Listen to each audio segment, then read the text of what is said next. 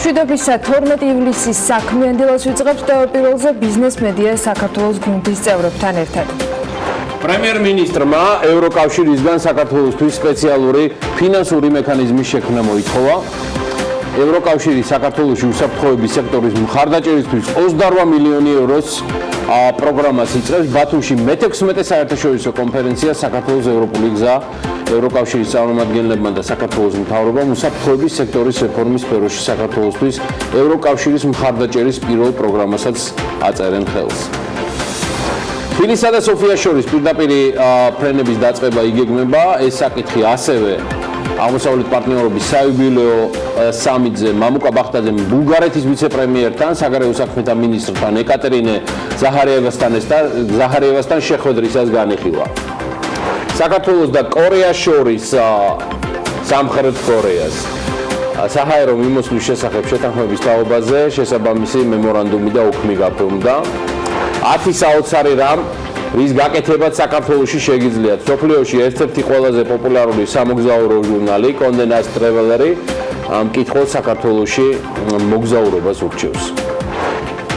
საქართველოს ნავსადგურებში თვითმბრუნვის გაზრდის ხელშეწყობისთვის ეკონომიკის სამინისტროს და საზღვაო ტრანსპორტის სააგენტოს ინიციატივით გემთლობელებს შეღავათები უწესდებათ. საქართველოში კი სანავთობო ბითუმზე არის მაღალი მოთხოვნა. მაჩვენებელი რეკორდულია ნავთობპროდუქტების იმპორტიორთა კავშირი ამას ინფრასტრუქტურულ სამუშაოების გააქტიურებას უკავშირებენ და ვარაუდობენ, რომ ტენდენცია მომავალ თვეებშიც გაგრძელდება. ჯარიმებით ბიუჯეტის შევსების მაჩვენებელი იზრდება. მიმდინარე წელს სანქციებიდან ხაზინაში 76 მილიონ ლარზე მეტი შევიდა, 100,000-იც. ბოლო განახლებული მონაცემებით ექსპორტზე 4,000 ტონა ატამი და ვაშლა ატამა გავიდა. ამ დროისთვის კახეთში მოსავლის აღების პროცესი აქტიურ ფაზაშია.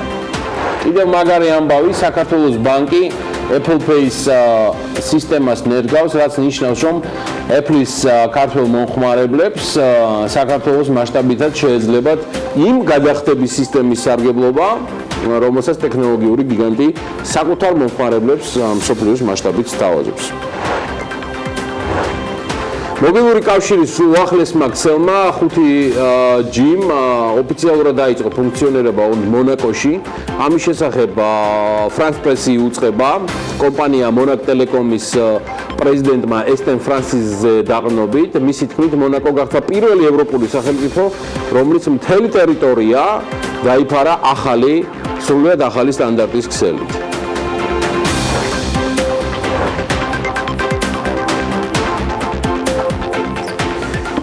მშვიდობის ყველას მოგესალმებით. 2018 წელს საქართველოს ავტოპარკი საქართველოში 5% დოდნობით გაიზარდა, რაც ბოლო წლების განმავლობაში ყველაზე დაბალი მაჩვენებელია. 2017 წელს ავტოპარკის ზრდის ტემპი 5.3% იყო, 2016-ში 8, 2015 წელს 8.2%. კიდევ ერთხელ მოგესალმებით, მე გიორგი ისაკაძე ვარ, ეს ანა ვაპიაშვილია. დიახ, ავტოპარკზე დავიწყეთ. საუბარი ამ საქმიან დილას გუშინ სულხან-საბა ვაჟებ-შაველა სტუმარ მასპინძელი სრულად ქართული ტელევიზიების და კონკრეტულად ტელეპირველი საინფორმაციო სამსახურმა არავის არ დაუკლია ბათუმში მიმდინარე აღმოსავლეთ პარტნიორობის ინიციატივის პარკლებში მიმდინარე გამოსვლებისას თუ შეხვედრებისას ეს ამონარიდები, მათ შორის ის საპროტესტო აქციები, რომელიც იმართებოდა ამ ღონისძიების მიღმა გარეთ ტერიტორიაზე. მიუხედავად იმისა, რომ დაუბრუნდეთ ჩვენ თემას, ავტოპარკი ყოველწლიურად იზრდება. საქართველოში ავტომობილების უმეტესობა 20 წელზე მეტი ხნის არის. კერძოდ, შინაგან საქმეთა სამინისტროს მონაცემებით ავტომობილების 45.9% 99 წელს, ან კიდევ უფრო ადრეა გამოშვებული. 20 წლამდე ავტომობილების წილი ქვეყანაში მხოლოდ 2%-მდეა და 4-დან 6 წლის სატრანსპორტო საშუალებების რაოდენობა 4%-იც კი არ არის. მოკლედ 2018 წელს მსგავსი ასაკის ავტომობილების რაოდენობა მთელი 36%-ით არის გაზრდილი და გალტენ-ტაგარტის კვლევის მიხედვით ავტოპარკი რეგიონის ქვეყნებს შორის, ანუ საქართველოს ავტოპარკი რეგიონის ქვეყნებს შორის არის ყველაზე ძველი და ხანდაზმული. ეს ჭარმაგი. ყველაზე ძველი და ხანდაზმული ავტოპარკი. კვლევის მიხედვით 2017 წელს საქართველოში რეგისტრირებული ავტომობილების საშუალო ასაკი 20 წელი იყო, რაც აღემატება პოლონეთის, რუმინეთის, რუსეთის და უკრაინის მაჩვენებელს. მსუბუქი ავტომობილების საშუალო ასაკი 2016-17 წლებში ქვეყნების მიხედვით ესე ჩამოყალიბდა. ძალიან საინტერესო შედეგი დადგა. ავტომობილების საშუალო ასაკიდან გამომდინარე, საქართველოს მოგახსენეთ, ლიდერია პოლონეთი. პოლონეთშიც ასევე საკმაოდ მოძველებული ავტოპარკია და 17 წელიწადს აჭარბებს იქაური ავტოპარკი, რუმინეთი 16 წელი, ლიეტუვა 15.5, ესტონეთი 15 წელი, დიდი ბრიტანეთი 8 წელიწადი და 7 თვე, ესე გასაშვალობდა, დანია 8 მე მგონა მარტო გვიყურებდნენ დანიიდან და ბელგია 7 წელი და 8 თვე, აი ესე გასაშვალობდა აქ ასაკი. ამასთან მსუბუქი ავტომობილების საშუალო ასაკი 15 წელზე ნაკლებია, მაგალითად ისეთ ქვეყნებში როგორც არის უნგრეთი, ჩეხეთი, ხორვატია, ლატვია, სლოვენია, ბულგარეთი, ფინეთი. საშუალოდ 10 წელზე ნაკლებია მსუბუქი ავტომობილების ასაკი ირლანდიაში, ავსტრიაში, გერმანიასა და საფრანგეთში. მე არ უნდა გაგვიკვირდეს მაჩვენებს ჩვენი ეკოლოგიური მდგომარეობა, მაგრამ ეს რეალურად ასახავს ფინანსურ ვითარებას, რაც აქვს ჩვენს მოსახლეობას და შესაძლებლობებს. შეიძლება იყოს ის, რომ საქართველოს ავტოპარკი ძველია, ეს ძალიან დიდი ხანია ვიცით, მაგრამ საინტერესოა ის, რომ ეს რეალობა უბრალოდ არ იცვლება წლების მიხედვით თუ ჩავხედავთ მონაცემებს. რა თქმა უნდა, ამ ავტომობილების მფლობელებთან ცალ-ცალკე და ინდივიდუალურად ვერავინ მივა და მას ვერავინ შეაცვლევებს, მაგრამ იყო რამდენიმე ღონისძიება, მათ შორის ხელისუფლების მხრიდან ახალი ავტომობილების შედარებით ნაკლებად გარემოს დამაბინძურებელი ელექტრომობილებისა და ჰიბრიდების წასახალისებლად გატარებული. მათ შორის იყო გამბეჟების განსხვავებული რეჟიმი და ის დღესაც მოქმედებს, იგივე ტექნათვალიერების ამოქმედება და ასე შემდეგ, ბევრი სხვადასხვა თემა. ამავე დროს პრაქტიკულად გაცხადებულია თბილისის მთავრობის მხრიდან, რომ დედაქალაქში ყველაზე მეტი ავტომობილი კონცენტრირდება და რომ ისინი ყველაფერს გააკეთებენ საიმისოდ, რათა საზოგადოებრივი ტრანსპორტი მოწესრიგდეს და პირადი ავტომობილებით გადაადგილება დიდი დისკომფორტი იყოს. მეორე პუნქტი ამ სრულიად ღია ტექსტებით გაზიარებულ გეგმებში ატანადია მისაღებიც თუ საზოგადოებრივი ტრანსპორტი მართლაც იქნება ისე გამართული, რომ არჩევანის გაკეთებისას იაფ მგზავრობასთან ერთად დროის და ნერვების დაზოგვის საშუალებაც სწორედ საზოგადოებრივი ტრანსპორტის არჩევანი წარმოადგენდეს, მაგრამ ჯერ აქედან ცოტა შორს ვართ. თბილისის მერიის გეგმით 2021 წლისათვის 1000-მდე ავტობუსი იმოძრავებს ქალაქში, ახალი ავტობუსები კი ძველებს ეტაპობრივად ჩაანაცვლებენ და ეს პროცესი დაწყებულია. მათ შორის უნდა გამოჩნდეს ელექტრობასებიც, რომელზეც ტენდერი სულ ახლახან დადგა დღის წესრიგში. იქამდე ეგრეთ წოდებული ბოგდანის ტიპის ყვითელი ავტობუსების ტექნათვალიერების პროცედურებია ჯერ კიდევ გასავლელი და დასასრულებელი და დიდი ალბათობით, როგორც ამას თბილისის მერის მოადგილე მაია ბითაძე ვარაუდობს, უმეტესობა ამ ძველი ყვითელი ავტობუსებისა მოთხოვნების დაკმაყოფილებას ვერ შეძლებს და შესაბამისად ეს ყვითელი ავტობუსები, რომლებიც დღეს მგზავრების გადაყვანას ემსახურება, ჯარში გამწესდება. და უნდა ვაღიარო, რომ კარგია რეგიონებისათვის მათ გადაცემას რომ აღარ ვლაპარაკობენ, ისე როგორც ეს ადრე იყო. რა მნიშვნელობა აქვს სადივლის გაუმართავი და გარემოსათვის ზიანის მომტანი ტრანსპორტი დედაქალაქში თუ რეგიონში? ფაქტია, რომ ეს არ უნდა ხდებოდეს. და კიდევ ერთსაც ვიტყვი, საზოგადოებრივი ტრანსპორტის სიახლეებთან დაკავშირებით, რა თქმა უნდა, 2021 წლიდან დედაქალაქის მოსახლეობას ტრანსპორტის საფასურის გადასახდელად ყოველთვიური აბონემენტის შეძენა შეეძლება. 21 წელი ცოტა გვიანი მგონია, მაგრამ რეალურად ერთიანი აბონემენტები ნამდვილად კარგი პრაქტიკაა და არანაკლებ მნიშვნელოვანია ისიც, რომ ტურისტები თბილისის საზოგადოებრივ ტრანსპორტში მგზავრობის საფასურს უცხოური საბანკო ბარათით გადაეხდიან, ეს კომფორტი იქნება როგორც ადგილობრივებისთვის, ისე ნებისმიერი სტუმრისათვის, ვინც დედაქალაქში აღმოჩნდება.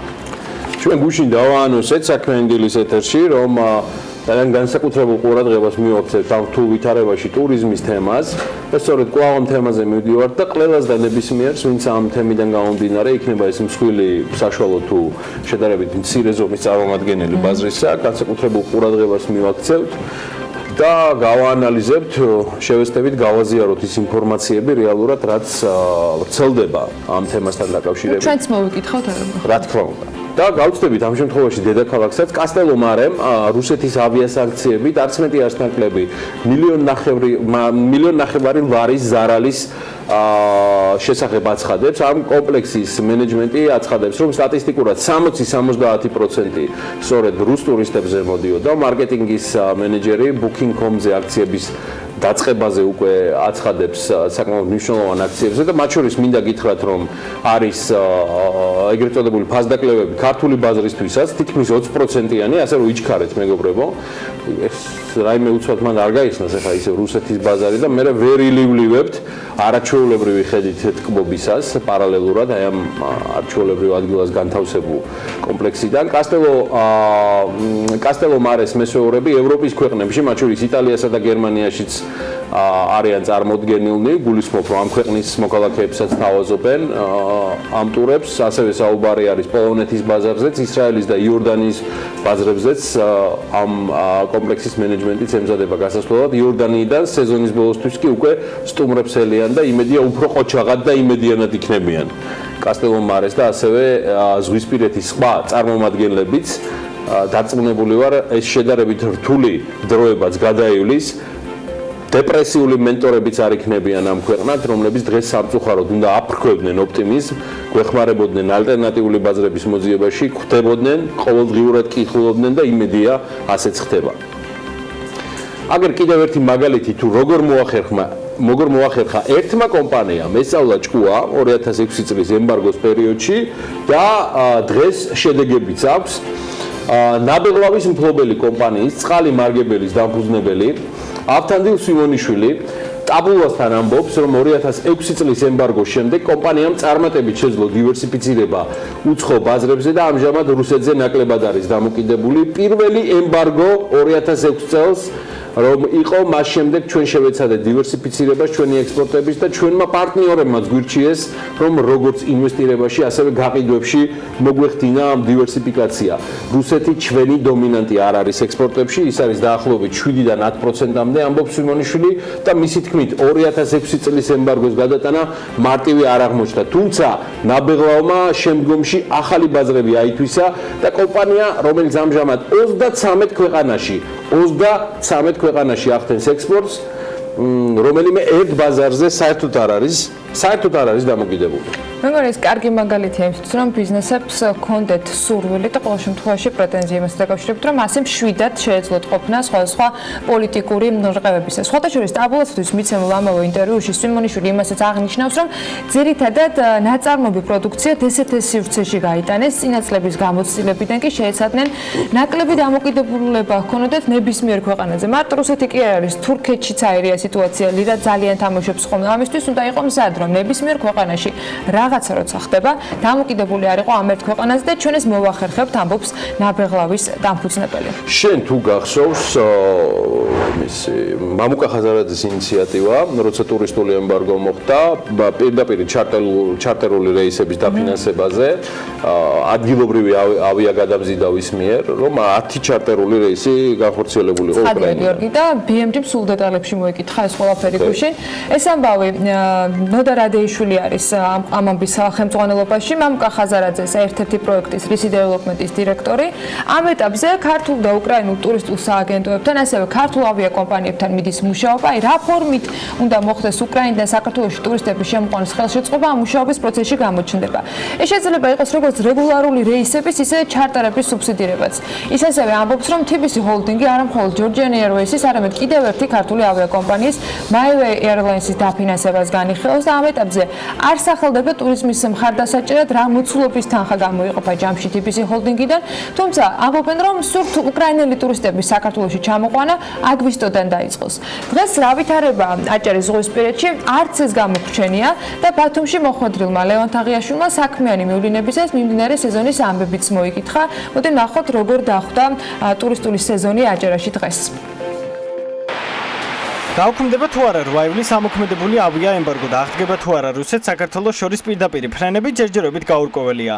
ბათუმში როგორც ადგილობრივები გვიყვებიან რუსი ტურისტების ნაკლებობა უკვე იგრძნობა. აჭარის მთავრობაში ამბობენ, რომ რეგიონი მაქსიმალურად ცდილობს ბაზრების დივერსიფიკაციას და სამისოთ რამდენიმე სარეკლამო კამპანია დაგეგმილი სხვადასხვა მიმართულებით. როგორც აჭარის მთავრობის ფინანსთა მინისტრი ჯაბა ფუტკარაძე ამბობს, კურორტ გოდერძის განვითარებაც აქტიურად მიმდინარეობს და მომავალში აჭარა 4 სეზონიანი კურორტი გახდება, რაც ადგილობრივ მოსახლეობას და რეგიონს შემოსავლების გაზრდაში დაეხმარება. ზრდა აუცილებლად გვექნება აბსოლუტურად ყველა ის დაგეგმილი ღონისძიება, ფორუმი, ფესტივალი განხორციელდება.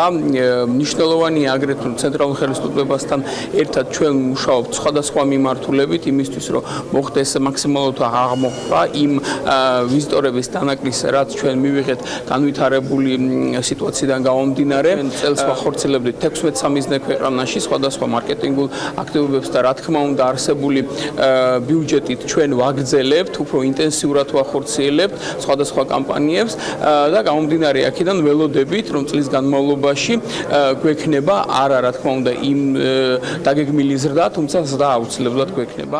გამოსავლის პოვნას ცდილობს უძრავი ქონების სექტორიც, რადგან როგორც TBC კაპიტალის კვლევაში აღნიშნული, უცხოურ მყიდველთა წილი ბათუმის საბინაო ბაზარზე 2018 წელს 36% იყო, სადაც ყველაზე მეტად უკრაინელი და რუსი მოქალაქეები ჭარბობდნენ.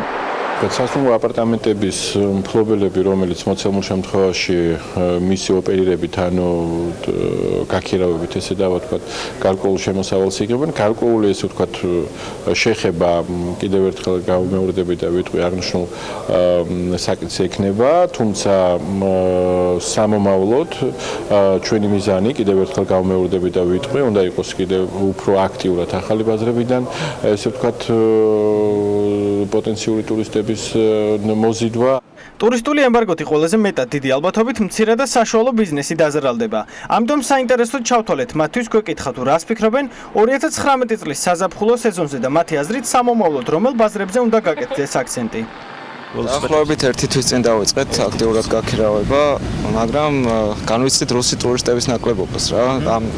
ქვეყანაში შექმნილმა ვითარებამ შესაბამისად იმოქმედა სანქციებმაც ფრენების აკრძალვა. მხოლოდ რუსებზე არ ვიყავით დამოკიდებული, იყო ქართველები სხვადასხვა ქვეყნიდან, უნდა აღინიშნოს, რომ სხვადასხვა ქვეყნიდან წელს შარშანდელთან შედარებით უფრო მეტი ტურისტი ჩამოვიდა. რა თქმა უნდა, უკეთესი იქნება თუ აქცენტი გაკეთდება ევროპულ ტურისტებზე, ევროპიდან, ამერიკიდან მომავალი ჩინეთიდან თქვენც აღნიშნეთ.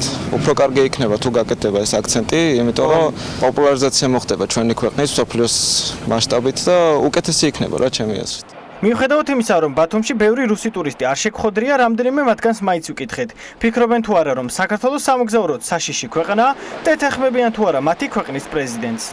ბათუმში ძალიან კარგი ზღვა, მოგწონს ქართული სამზარეულოც. ამიტომ ჩამოვედით რუსეთიდან თქვენი ქვეყნის სანახავად. ვლადიმერ პუტინს არ უთქვამს, რომ აქ ცუდია. მან აღნიშნა, რომ გარკვეული მოუწესრიგებლობა და რუსი ტურისტების მდგომარეობა საფრთხე არ უნდა დაემოქროს. მე ვფიქრობ, რომ არანაირი საშიშროება აქ არ არის. ამიტომაც ჩამოვედი ბათუმში. ადამიანები თვითონ აკეთებენ საკუთარ არჩევანს, ამიტომ ჩვენ ჩავთვალეთ, რომ აქ ყველაფერი რიგზეა. ქართველები ჩვენთან მოგზაურობენ, ჩვენ საქართველოში. რომ არ ვფიქრობ, რომ რაიმე პრობლემა არსებობს. ბათუმში პირველად ვარ, აქაურობა ძალიან ლამაზია. ძალიან დაცულად გრძნობ თავს და ბედნიერები ვართ. არანაირ პრობლემას არ შევხვედრივართ უსაფრთხოების კუთხით. ქართველები ძალიან გახსნილი და სტუმართმოყვარე ხალხი ხართ. საბოლოო ჯამში არჩევანის გაკეთება მაინც ჩვენზეა. უფრო მეც ვიშრომებთ, განვითარდებით და მაღალ მხარჯველ უნარიან ტურისტებს მოვიზიდავთ, თუ რუსეთის პოლიტიზირებულ, მაღალ რისკიან და დაბალ შემოსავლიან ბაზარზე დავრჩებით დამოკიდებული. პიემის ქობულეთში ამ დღეებში არ გამოუვლია, გორში გვეჩქარებოდა, თუმცა სიახლე აქეთაც არის, ვიდრე ურეკი სანაპირო ზოლს რეაბილიტაცია ჩაუტარდება და ეს პროცესი გაზაფხულზე უკვე უნდა დასრულებული იყოს. ქობულეთის სანაპირო ზოლიც განახლდა. მართალია ცოტა დაგვიანდა ამ სამუშაოების დასრულებამ უყო შემთხვევაში, რაც გეგმის მიხედვით იყო გაწერილი, მაგრამ რადგან დასრულდა, ის უკვე კარგია. პარალელურად კი შეგვიძლია ახლა მუნიციპალური განვითარების ფონდის მიერ მომზადებული ვიდეო გაჩვენოთ, როგორ გამოიყურება 9 მილიონიანი პროექტის შედეგი ქობულეთში.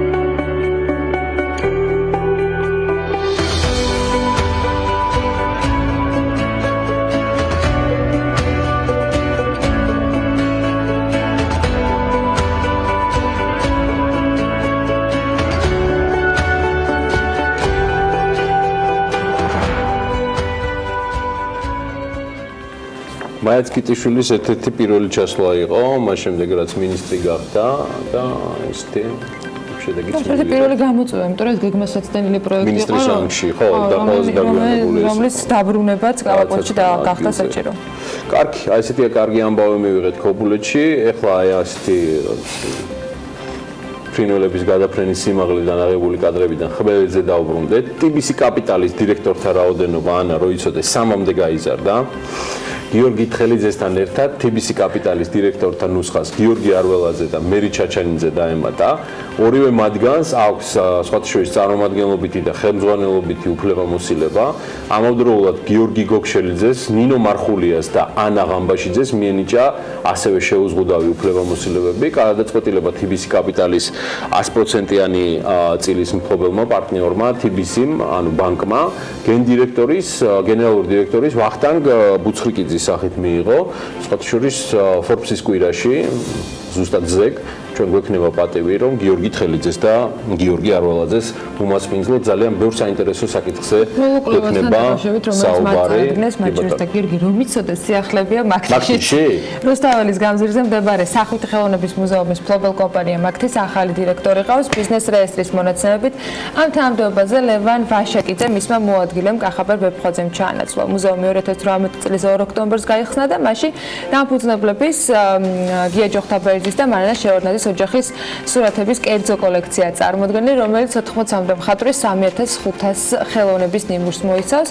რეესტრის მონაცემებს თუ ჩავხედავთ, კომპანიის მთავარი აქციონერი სწორედ გიორგი ჯოხთაბერძია. დანარჩენ ბიზნეს სიახლეებში მოგიყვებით და მოდით დავიწყოთ. ჯერ არ დაწყებული ემბარგო რუსეთის მხრიდან ეკონომიკის და მდგრადი განვითარების მინისტრის განცხადებით საქართველოსთვის მისი ძალაში შესვლის შემთხვევაში 4 მილიარდიან ზარალს გულისხმობდა. ბათუმში აღმოსავლეთ პარტნიორობის 10 წლის იუბილეისადმი მიწყობილი საერთაშორისო კონფერენცია დღესაც გრძელდება. ივნისში საქართველოს სახელმწიფო ვალი 658 მილიონი ლარით არის გაზრდილი. ნავთობპროდუქტების იმპორტიორთა კავშირის ინფორმაციით 2019 წლის ივნისში ქვეყანაში საცხებს საფოხი მასალების იმპორტმა 1900 ტონა შეადგინა, რაც 100 ტონით აღემატება მაისისთვის მაჩვენებელს. ქვეყნების მიხედვით 2019 წლის ივნისში საცხებს საფოხი მასალების იმპორტის ყველაზე დიდი მოცულობა განხორციელდა ირანიდან 470 ტონა, რაც მთელი იმპორტის 24.7%-ია. შემდეგ მოდის თურქეთი და მას მოჰყვება რუსეთი და დანარჩენი ქვეყნები არის უკვე რიგში. 2019 წლის ივნისში საქართველოში საავიაციო ნავთის იმპორტმა 8.8 ტონა შეადგინა, რაც 3.2 ტონით ნაკლებია მაისისთვის მაჩვენებელთან შედარებით. ქვეყნების მიხედვით ამ შემთხვევაში 2019 წლის ივნისში საავიაციო ნავთის იმპორტის ყველაზე დიდი მოცულობა განხორციელდა ეგვიპტიდან, მას მოყვება მისი წილი იყო 45.9%, მას მოყვება თურქეთი 35.2%-იანი წილით და თურქმენეთი 19.3%-ის წილით. ამ წლის იანვარ-ივნისის თვეების განმავლობაში საავიაციო ნავთის იმპორტმა ჯამში 51.7 ტონა შეადგინა, რაც 10.9 ტონით მეტია გასული წლის ანალოგიური პერიოდის მაჩვენებელზე. იმპორტიორთა კავშირის პროგნოზითვე, თუ არ აღდგა რუსეთ-საქართველოს შორის ავიამიმოსვლა, მომდევნო თვეებში საავიაციო ნავთის იმპორტი მაშინ შემცირებას განაგრძობს. 2019 წლის ივნისში ნავთობის ბიტუმის იმპორტმა 19.9 ტონა შეადგინა და ეს დაახლოებით 5.3 ტონით აღემატება მაისისთვის მაჩვენებლებს თუ დავადარებთ. მთელი იმპორტი მოდის ირანის ისლამურ რესპუბლიკაზე. იანვარ-ივნისის თვეების განმავლობაში სანავთობო ბიტუმის იმპორტმა შეადგინა 63.7 ტონა, რაც 30.1 ტონით მეტი იყო გასული წლის ანალოგიური პერიოდის მაჩვენებელთან შედარებით. მიმდინარე ეტაპზე ფიქსირდება სანავთობო ბიტუმზე იმპორტის რეკორდულად მაღალი მაჩვენებელი, რაც განპირობებული არის მასშტაბური ინფრასტრუქტურული სამუშაოებით. და იქვე აღნიშნული არის, რომ ტენდენცია მომავალ თვეებშიც გაგრძელდება. საერთაშორისო გამჭვირვალობა საქართველოს სახელმწიფოს კუთვნილი საპარტნიორო ფონდის საქმიანობის შესახებ განაახლა ანგარიში. ორგანიზაციის მიმოხილვის მიხედვით მნიშვნელოვანია, რომ ფონდს ოფშორულ კომპანიებში ინვესტირება შეეზღუდოს.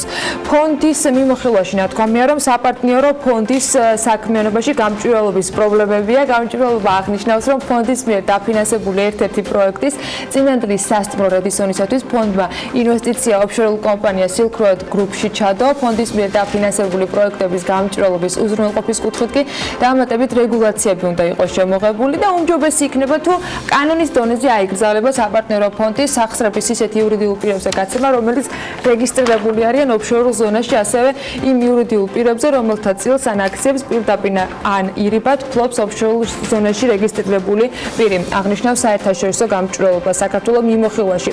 პორტფელში არსებული პროექტების ჯამური ღირებულება კი 2.5 მილიარდი ამერიკული დოლარია და კიდევ უფრო მეტი, საიდანაც ფონდის ინვესტიციების წილი არის 330 მილიონი დოლარი.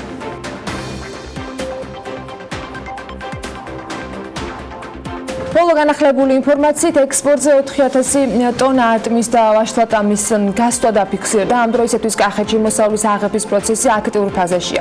გარემოს დაცვის და სოფლის მეურნეობის მინისტრის მოადგილემ აღნიშნა, რომ სამინისტრო ცდილობს ფერმერებს მოსავლის აღების და დაბინავების პრობლემა არ შეექმნათ. ამავე დროს ექსპორტის ხელშეწყობის მიზნით ყველა საჭირო დოკუმენტაციის მომზადება და გაცემა ერთი ფანჯრის პრინციპით მიმდინარეობს. ამ ეტაპისათვის ატმის და ვაშლატამას მოსავლის აღება პიკურ პერიოდში და ღამის განმავლობაში დაახლოებით 800,000 ტონა ხილი იკრიფება. დღეის მონაცემებით საქართველოდან 4000-მდე ტონა ატმის და ვაშლატამის ექსპორტია განხორციელებული. საქართველოს საავტომობილო გზების დეპარტამენტის წარმომადგენლებმა საზედამხედველო კომპანიებს დაგეგმილ პროექტებზე გამოსაცხადებელ ტენდერებთან დაკავშირებით ინფორმაცია წინასწარ მიაწოდეს. შეხვედრა ამისთვის საგანგებოდ შედგა. დეპარტამენტის ამ ინიციატივის მიზანი არის, რომ სატენდერო პროცედურები იყოს უფრო მეტად გამჭვირვალე და ეფექტური, რათა დაინტერესებულ კომპანიებს ჰქონდეთ შესაძლებლობა ტენდერის გამოცხადებამდე გაეცნონ ამ პროექტებს, უკეთესად მოემზადონ და კონკურენტულ გარემოში უზრუნველყოფილი იყოს ღია და თანაბარი პირობები.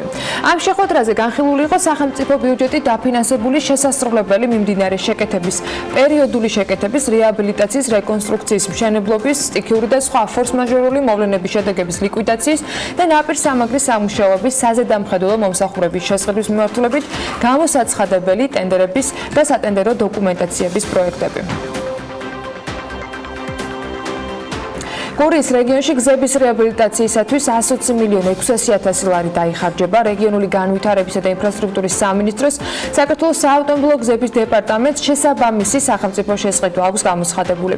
პროექტს მსოფლიო ბანკი აფინანსებს. სახელმწიფო შესყიდვა მოიცავს გზების რეაბილიტაციას და მოვლა შენახვას. პროექტი სრულად 5 წელში უნდა დასრულდეს. ადიგენში მლაშე მოხე დერცელი კიკიბოს დამაკავშირებელი გზის მშენებლობა შეჩერდა. კომპანია სამუშაობს ხეების მოჭრის ნებართვის მიღების შემდეგ გააგრძელებს. ამისთვის სამინისტრომ მთის ის ნაწილი, სადაც გზა გაივლის, ტყის ფონდიდან უნდა ამოიღოს. სოფელ კიკიბოსთან მეწყერის შედეგად დაზიანებულ მონაკვეთთან ალტერნატიული გზის მშენებლობისათვის 315,476 ლარი დაიხარჯება. ხელშეკრულება შეპესე არალთან 12 მაისს გაფორმდა და როგორც ადგილობრივ თვითმმართველობაში სამხრეთ კარიბჭესთან განმარტეს გამოყოფილი ტყის ფონდი, სადაც ალტერნატიულმა გზამ უნდა გაიაროს, საკმარისი არ აღმოჩნდა. სპეციალური განკარგულების მოლოდინში კი შეპესე არალმა სამუშაოები შეაჩერა. კომპანიის დირექტორი განმარტავს, რომ მას შემდეგ, როდესაც ნებართვას მიიღებენ, სამუშაოები კვლავ გაგრძელდება ხელშეკრულების მიხედვით. შეპესე არალმა სამუშაოები ხელშეკრულების გაფორმებიდან 2 თვეში უნდა დაასრულოს. ალტერნატიული გზის სიგრძე კი 350 მეტრი იქნება. ქუთაისში გალაქტიონ ტაბიძის ქუჩის რეაბილიტაციისათვის გამოცხადებული ტენდერი დღეს უნდა დასრულდეს. მერია აღნიშნავს, რომ გამარჯვებულის გამოვლენის შემდეგ უკვე სამუშაოების განახლდება, რომელიც დღახანია შეჩერებულია. ტაბიძის ქუჩაზე სამშენებლო სამუშაოების შეჩერების გამო შეპესე ჯეოსერვისთან შეწყდა ხელშეკრულება და კომპანიის მიმართ შესაბამისი სანქციებიც გადადა. სამუშაოების გაგრძელებასთან დაკავშირებით კი ახალი ტენდერია გამოცხადებული, რომელიც როგორც გითხარით დღეს დასრულდება. სასწავლო ჰოლიდეინში იაპონური მართვის მოდელის პოპულარიზაციის მიზნით სამუშაო შეხვედრა შედგა, რომელსაც ქვეყანაში ოპერირებად კომპანიებთან ერთად იაპონიის საერთაშორისო თანამშრომლობის სააგენტოს წარმომადგენლებიც ესწრებოდნენ, რომლებმაც კაიზენის მოდელის შესახებ მეტი ინფორმაცია მოისმინეს და სხვადასხვა ვორქშოპებში მიიღეს მონაწილეობა. კაიზენის მართვის იაპონურ მოდელს მთელი მსოფლიოს მასშტაბით სხვადასხვა ორგანიზაცია უკვე წლებია აქტიურად იყენებს. საქართველოში 2017 წლიდან კაიზენ ინსტიტუტი ფუნქციონირებს, რომელიც კომპანიებს ამ მიმართულებით საკონსულტაციო მომსახურებას თავაზობს. დღევანდელი შეხვედრა მოიცავს კაიზენის მეთოდოლოგიის გაცნობას საზოგადოებისადმი. ძირითადად წარმოდგენილი არიან საჯარო სექტორის და კერძო სექტორის უმაღლესი და საშუალო რგოლის მენეჯერები, რომელთაც შეიძლება დააინტერესდეთ ეს მიმართულება. ძალიან დიდ შედეგებს მოველით აი ამ ეფექტიან მართვის მოდელის დაფუძნებით საქართველოს ბიზნეს სექტორში. ბიზნეს სექტორის ახალისებას გამოიწვევს ადგილობრივი წარმოების ახალისებას, ინოვაციური პროდუქტების შექმნას, კონკურენტუნარიანობა ამაღლდება და შესაბამისად საექსპორტო პოტენციალი გაიზრდება. კაიზენის მართვის მოდელს იაპონელები ორგანიზაციებში დაბალი რგოლის თანამშრომლებიდან დაწყებული მაღალი რგოლის მენეჯმენტის ჩათვლით ყველანი ძალიან ხშირად იყენებენ. იცით რომ იაპონია წარმატებული ქვეყანა ეკონომიკურად, ეს კი ჩემი აზრით სწორედ კაიზენის მეთოდის დამსახურებაა. საქართველოს საქმიან წრეებში ეს მოდელი ნაკლებად გამოიყენება. არ არის დანერგილი და უფრო მეტიც. მის შესახებ ბევრმა არც იცის. თუ საქართველოში მსგავსი რამ დაინერგება, ეს ხელშეუწყობს ქვეყანაში ბიზნესის და ეკონომიკის განვითარებას. რუსეთში მე-12 მიკრორაიონში ახალი სასტუმრო აშენდება. იფო რუსთავს პროექტის ავტორმა უთხრა, რომ კომპლექსში კინოთეატრი, ყინულის მოედანი, საცეკვაო დარბაზი, რესტორანი და კომერციული ფართები იქნება განთავსებული. მოეწყობა მწვანე სივრცეებით. მთავარი შენობა, რომელიც სასტუმროს ფუნქციას შეითავსებს, 8 სართულიანი უნდა იყოს. კომპლექსი ძირითადად 2 ობიექტისაგან იქნება შემდგარი და ორივე შუშის ვიტრაჟებიანი მოეწყობა. ტერიტორია გარშემო კონსტრუქციით უნდა შემოისაზღვროს. სასტუმროს აშენება იმ ტერიტორიაზე დაგეგმილი, სადაც ახლა სტუდიისათვის განკუთვნილი შენობა მდებარეობს. Forbes-მა 2019 წლის ყველაზე მაღალ ანაზღაურებადი ცნობილი 100 ადამიანი დაასახელა, რომელთა შორის მოხვედრასაც სელებრიტებს მინიმუმ 37.5 მილიონი დოლარი სჭირდებოდათ. ეს მაჩვენებელი წინა წლის რეიტინგთან შედარებით 7%-ით არის გაზრდილი, ანუ ეს ცნობილი ადამიანები 7%-ით გამდიდრდნენ სულ მინიმუმ. ასეულში ბოლო პოზიციაზე ყველაზე ნაკლები ქონებით, ანუ სწორედ 27.500.000 დოლარით სელენზიონი სახელდება, რაც შეეხება ტოპ 5-ს Forbes-ის სიას, მარიამ ადამიანი და ლევან თაღიაშვილი გაგაცნობენ დილა მშვიდობის. Forbes-ის მიხედვით ანა ყველაზე მაღალ ანაზღაურებადი ცნობილი ადამიანი Taylor Swift-ია. 29 წლის მომღერალმა 2018 წლის ივნისიდან 2019 წლის ივნისის ჩათვლით 185 მილიონი დოლარი გამოიმუშავა. აღსანიშნავია, რომ გასულ წელს Swift-ის ტური, რომელიც მან მუსიკალური ალბომის Reputation-ის მხარდასაჭერად გამართა ამერიკის შეერთებული შტატების ისტორიაში ერთ-ერთ ყველაზე მომგებიანად დასახელდა და ჯამში 266 მილიონ დოლარს გაუტოლდა. ხოლო თავად ტურნემ 36 ქალაქი, 7 ქვეყანა, 4 კონტინენტი და 53 სტადიონი დაფარა. რის შედეგადაც Swift-ის შემოსავალი 345 მილიონი დოლარით გაიზარდა. იმავე წელს Taylor-მა დატოვა Big Machine Records-ის ლეიბლი, რომელთანაც მოზარდობის ასაკიდან თანამშრომლობდა და გადავიდა Republic Records-ში, რომელიც კომპანია Universal-ს ეკუთვნის. აქვე გეტყვით იმასაც, რომ წელს არ არის პირველი შემთხვევა, როდესაც Taylor Swift-ის სათავეში ამ მსგავსი ფაქტი 2016 წელსაც დაფიქსირდა, როცა 1989 ალბომის პოპულარიზაციისათვის გამართული მსოფლიო ტურნეს ფარგლებში მისი შემოსავალი 170 მილიონი დოლარით გაიზარდა. Forbes-ის სიაში მეორე ყველაზე მაღალ ანაზღაურებადი ცნობილი ადამიანი კი 21 წლის ამერიკელი მოდელი Kylie Jenner-ია, რომელმაც ერთ წელიწადში 170 მილიონი დოლარი გამოიმუშავა და ის ისტორიაში ყველაზე ახალგაზრდა მილიარდერია, ხოლო მისი მთავარი ფინანსური აქტივი Kylie Cosmetics-ია, რომელიც მან 2015 წელს დააფუძნა. კომპანიის მთელ პროდუქციას კი Kylie თავისი აკაუნტების საშუალებით არეკლამებს სოციალურ ქსელში, რომლის წყალობითაც ბრენდი ძალიან სწრაფად ვითარდება კიდეც. Taylor Swift-ის შემდეგ მომდევნო მომღერალი Forbes-ის რეიტინგში 42 წლის Kanye West-ია, რომლის ძირითადი შემოსავლიც Yeezy-დან აქვს. ეს სპორტული ფეხსაცმელების უმსხვილესი ქსელია, რომელიც Adidas-თან თანამშრომლობს და კომპანია Kanye West თითოეული გაყიდული წყლიდან 15%-ს უხდის. Yeezy-ის გაყიდვები ბოლო 1 წელიწადში 1 მილიარდ დოლარს გაცდა.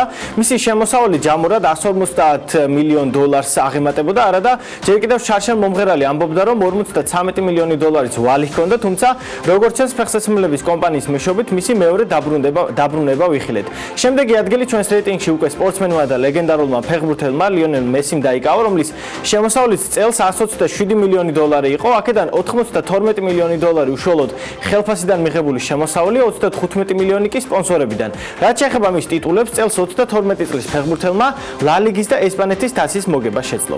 კიდევ ერთ მუსიკასთან უნდა გავამახვილოთ ლევან ყურადღება. ხუთაულში მოხვდა ცნობილი ბრიტანელი მომღერალი 28 წლის ედ შირანი 110 მილიონი დოლარის ოდენობის შემოსავლით წლიურად. თაღის ძირითადი ნაწილი მან მუსიკით, უფრო კონკრეტულად კი ტურნეს მეშვეობით მოაგროვა, რომელსაც მიმდინარე წლის ზაფხულში ასრულებს. გარდა ამისა, შირანი ერთ-ერთ ყველაზე გაყიდვად მომღერლად სახელდება მისი ალბომი დივაიდიკი, რომელიც 2017 წლის მარტში გამოვიდა მსოფლიო ბესტსელერი გახდა და გრემიც მოიპოვა როგორც საუკეთესო პოპ შემსრულებელმა. 109 მილიონი დოლარი კი მიმდინარე წელს ფეხბურთელმა კრისტიანო რონალდუმ გამოიმუშავა, რომელმაც გამომდინარე იქიდან რომ 9 წლიანი თამაშის შემდეგ 2018 წელს რეალ მადრიდიდან იუვენტუსში გადავიდა და 20 წლიანი კონტრაქტი გააფორმა, 64 მილიონ დოლარამდე შეუმცირდა ხელფასი წლიურად.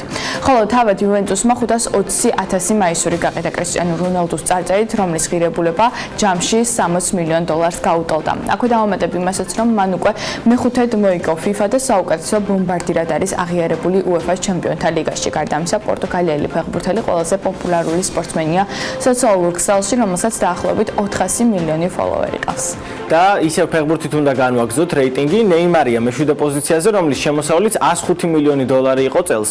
მან PSG-სთან 5 წლიან კონტრაქტს მოაწერა ხელი და 2022 წლამდე მისი ჯამური ანაზღაურება 350 მილიონი დოლარი იქნება. მისი ტრანსფერი ბარსელონა და სულ 263 მილიონი დოლარი დაჯდა და ის მეორე ყველაზე პოპულარული სპორტსმენია Facebook-ზე, Instagram-სა და Twitter-ზე, სადაც ჯამში 200 მილიონზე მეტი ფოლოვერი ყავს. სპორტსმენს არც სკანდალები აკლია, რადგან 2011-13 წლებში ის გადასახადების დამალვაში დაადანაშაულეს და ჯარიმის სახით 1.200.000 დოლარის გადაიხადა მან 2016 წელს. მერვე ადგილზე მუსიკალური ჯგუფი The Eagles გავიდა 100 მილიონი დოლარის შემოსავლით. ბენდის წევრები დონ ჰენლი, ჯო უოლში, ტიმოთი შმიტი, ვინს გილი და დიკონ ფრეი არიან. მათ გასულ წელს ხანგრძლივი ტურნე მოაწყვეს და თითო კონცერტში 3.5 მილიონი დოლარი აიღეს. ათელში მე-9 ადგილზე კი 79 წლის ფილმ მაგროი დასახელდა 95 მილიონი დოლარის წლიური შემოსავლით, რომლის მთავარი წყარო სატელევიზიო შოუა და თანაც საკმაოდ პოპულარული, თუმცა ანაზღაურებას ის რეკლამებიდანაც იღებს. აქვე დავამატებ, რომ ტოპ 100-ში 38 მომღერალია, 34 სპორტსმენი, 12 ცნობადის სახე, 11 მსახიობი, 2 ავტორი, 2 კომიკოსი და 1 ილუზიონისტი, ხოლო იმის მიუხედავად, რომ სის პირველ 2 ადგილას ქალები ინაწილებენ გენდერული თანასწორობის მხრივ, ეს იდეალური ნამდვილად არ არის, რადგან ტოპ 100-ში სულ 16 ქალია, ხოლო აქედან ათეულში მხოლოდ 2 მოხვდა. ათეულს მოკრივე კანელო ალვარესი კრავს, რომლის შემოსავლით წელს 94 მილიონი დოლარი იყო. სტრიმინგ სერვის კომპანიამ, რომელიც ფლობს საავტორო უფლებებს ამ სპორტში, 2018 წელს 365 მილიონი დოლარი გამოიმუშავა 11 შეხვედრის გაშუქებაში. თავად ალვარესმა 2 დღეში პირველ 2 ჯგუფში 50 მილიონი დოლარი აიღო და მომავალში თითო ბრძოლაში მინიმუმ 35 მილიონ დოლარს აიღებს. აღსანიშნავია, რომ 94 მილიონი დოლარიდან მხოლოდ 2 მილიონია სპონსორებიდან მიღებული თანხა, დანარჩენი კი მთლიანად გამარჯვებებით აქვს მოპოვებული. მადლობა ლევანს და მარიამ, საინტერესო მიმოხილვისთვის. დანარჩენს ყველაფერს Forbes-ზე უნდა გაეცნოთ და რა თქმა უნდა ძალიან საინტერესო მიმოხილვებს Forbes-ში. ჩვენ ახლა ამიტის პროგნოზს უნდა გადავხედოთ. გარემოს ეროვნული სააგენტოს ინფორმაციით კი ამიტი საქართველოში განპირობებული იქნება შავი ზღვის ჩრდილო-დასავლეთიდან მოქმედი შედარებით ცივი და ნოტიო ჰაერის მასების და სამხრეთიდან გავრცელებული ცხელი ჰაერის მასების ურთიერთქმედებით მოსალოდნელია დრო გამოშვებით ყოფილიანობის მომატება. დასავლეთ საქართველოს უმეტეს რაიონში იქნება ხანმოკლე წვიმა, ზოგან ძლიერი და ელჭექი. აღმოსავლეთ საქართველოს ზოგიერთ რაიონში კი ხანმოკლე წვიმა და ელჭექი და შესაძლოა იყოს სეტყვაც. ზოგან იქროლებს დასავლეთის მიმართულების ძლიერი ქარი. ამასობაში სოხუმში წვიმის და ელჭექის ფონზე 25 გრადუსამდე გათბება ჰაერი, ისე როგორც ქობულეთში. ბათუმში 26 გრადუსი იქნება და აქაც იწვიმებს და ველოდებით ელჭექსაც. წვიმიანი ამინდი იქნება ქუთაისშიც, სადაც 28 გრადუსი დაფიქსირდება, 26 გრადუსია ნავარაუდევი ზუგდიდსა და ანაკლიაში ხანმოკლე წვიმის და ელჭექის ფონზე. ოზურგეთში 27 გრადუსი იქნება და აქაც მცირე წვიმას ელოდებიან, ონში 22 გრადუსი იქნება, გორში 30 გრადუსი დაფიქსირდება და ცხინვალში 29. მარნაულსა და რუსთავში უმეტესად უნალექოთ ჩაევრის დღე და 35 გრადუსს მიაღწევს ტემპერატურა. ახალციხეში ხანმოკლე წვიმა და ელჭექია ნავარაუდევი, ისევ როგორც ბორჯომში და 29 და 30 გრადუსი იქნება შესაბამისად. ბაკურიანში 25 გრადუსს მიაღწევს ტემპერატურა და ხანმოკლე წვიმა და ელჭექია მოსალოდნელი. ახალციხესა და სტეფანწმინდაშიც ხანმოკლე წვიმას და ელჭექს ვარაუდობენ და მაქსიმალური ტემპერატურა 23 გრადუსი იქნება. 34 გრადუსს მიაღწევს თელავში ტემპერატურა და შესაძლოა იყოს ხანმოკლე წვიმა ელჭექით.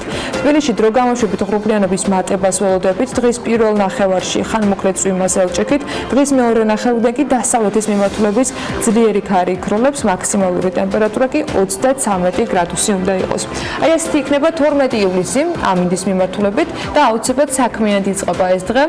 პირველი სტუმარი კი საქმიანი დილის ეთერში სულ რამდენიმე წუთში შემოგვიერთდება. გიბრუნდებით რეკლამის შემდეგ.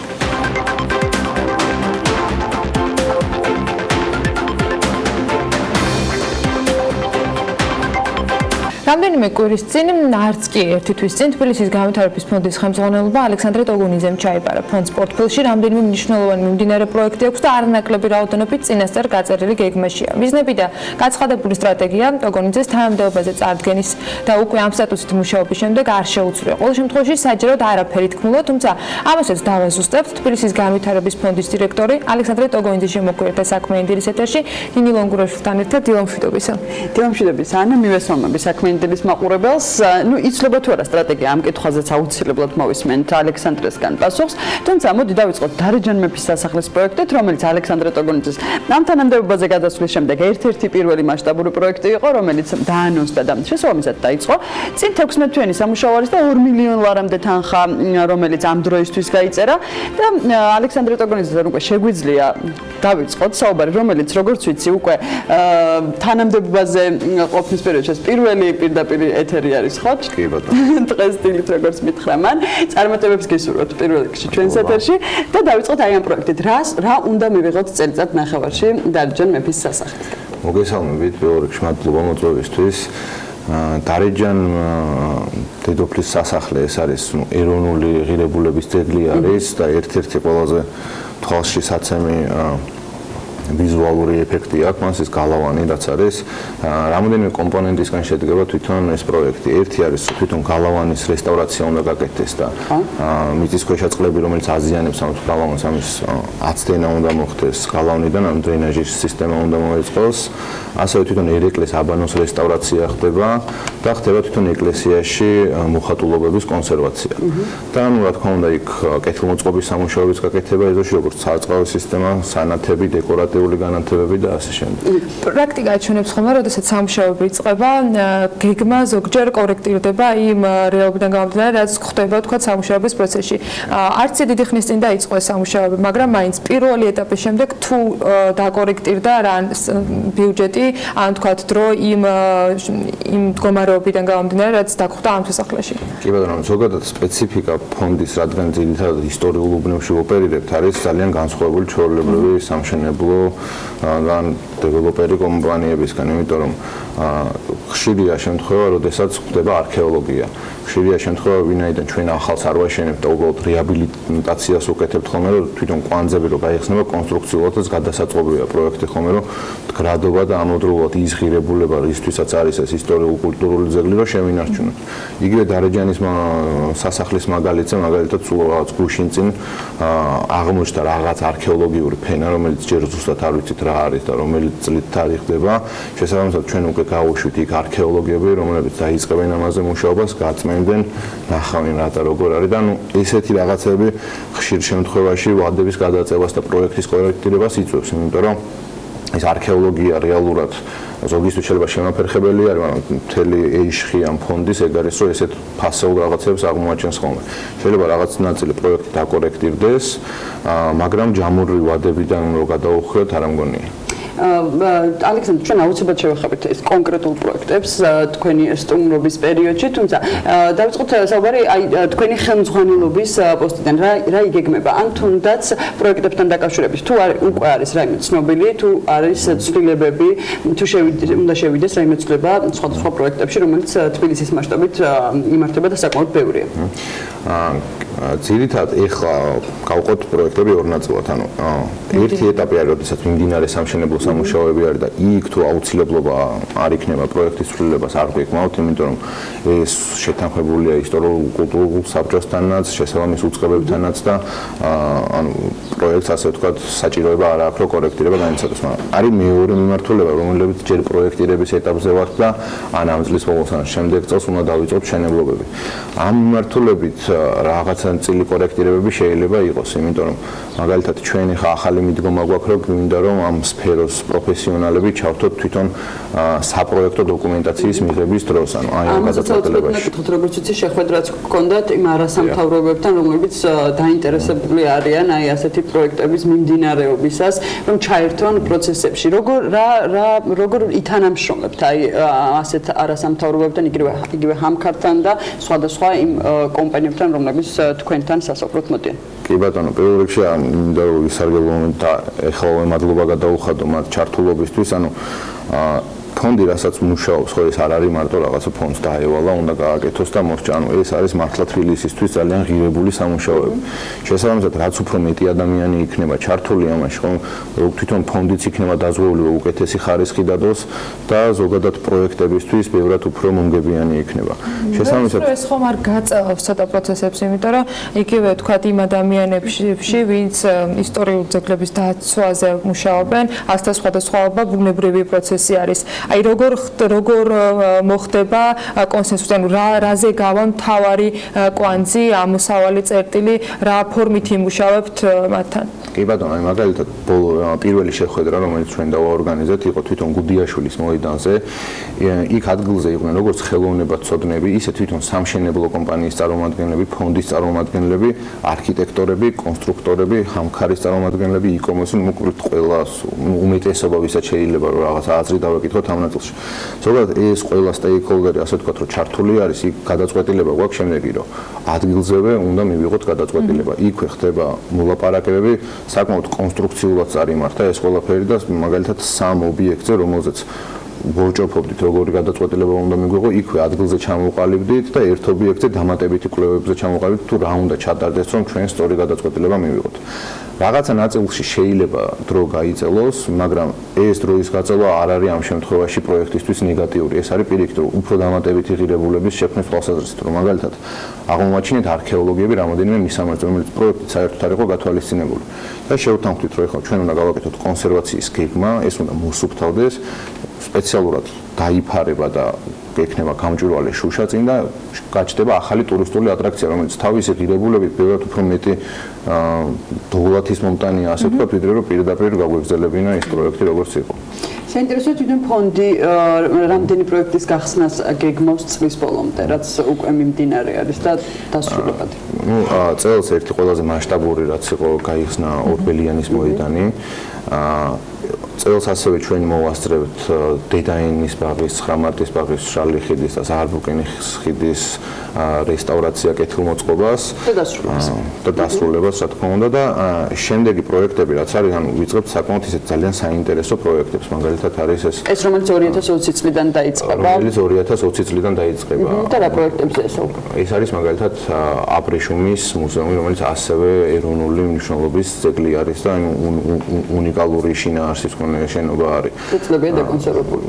რა იგეგმება ამ მიმართულებით? ძირითადად იგეგმება სარესტავრაციო სამუშაოები და კეთილმოწყობის სამუშაოები. სარესტავრაციო სამუშაოები არ გულისხმობს მხოლოდ რაღაცა ხელის შევლებას, ესე რა.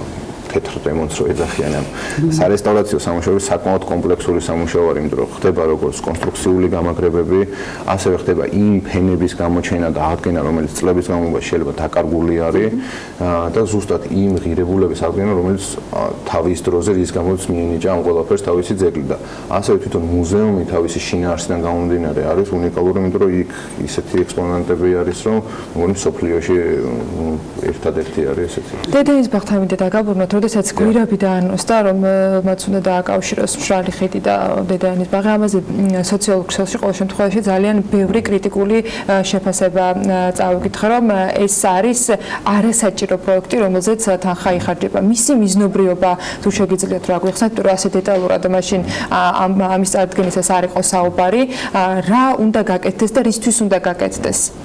კი ბატონო, ზოგადად ცოტა რომ ზუმაუთი გავაკეთოთ, ასე ვთქვა და თბილისის ზემოდან შევხედოთ, ხო? ფონდი ესე რაღაც გაფანტულად პროექტებს არ აკეთებს, დიდი რაღაცა ტურისტული მარშრუტი შეიკრას, ხო? მაგალითად, როდესაც გადავხვალთ უკვე ზაარბრუკენის დარეაბილიტირებული ნაწილიდან ხიდზე, პირველი რაც არის ეს უბრალოდ 9 მარტის ბაღი და დედაინის ბაღი. აქეთ იქით არის ასევე მხატვრების ტერიტორია, მოვაჭრეების ტერიტორია და ეს ორი პარკი თავის შინაარსით არ არის ერთმანეთთან დაკავშირებული. ამ გვირაბით პირიქით მოხდება ამ დიდი ერთთვიანი რეკრეაციული სივრცის კონსოლიდაცია და ტურისტისთვის რაღაცა ლოგიკური მარშრუტი შეიკრება, რომ დაიწყებს გავახეთში და უცბად ახალ სარეკრეაციო სივრცეში გამოვა.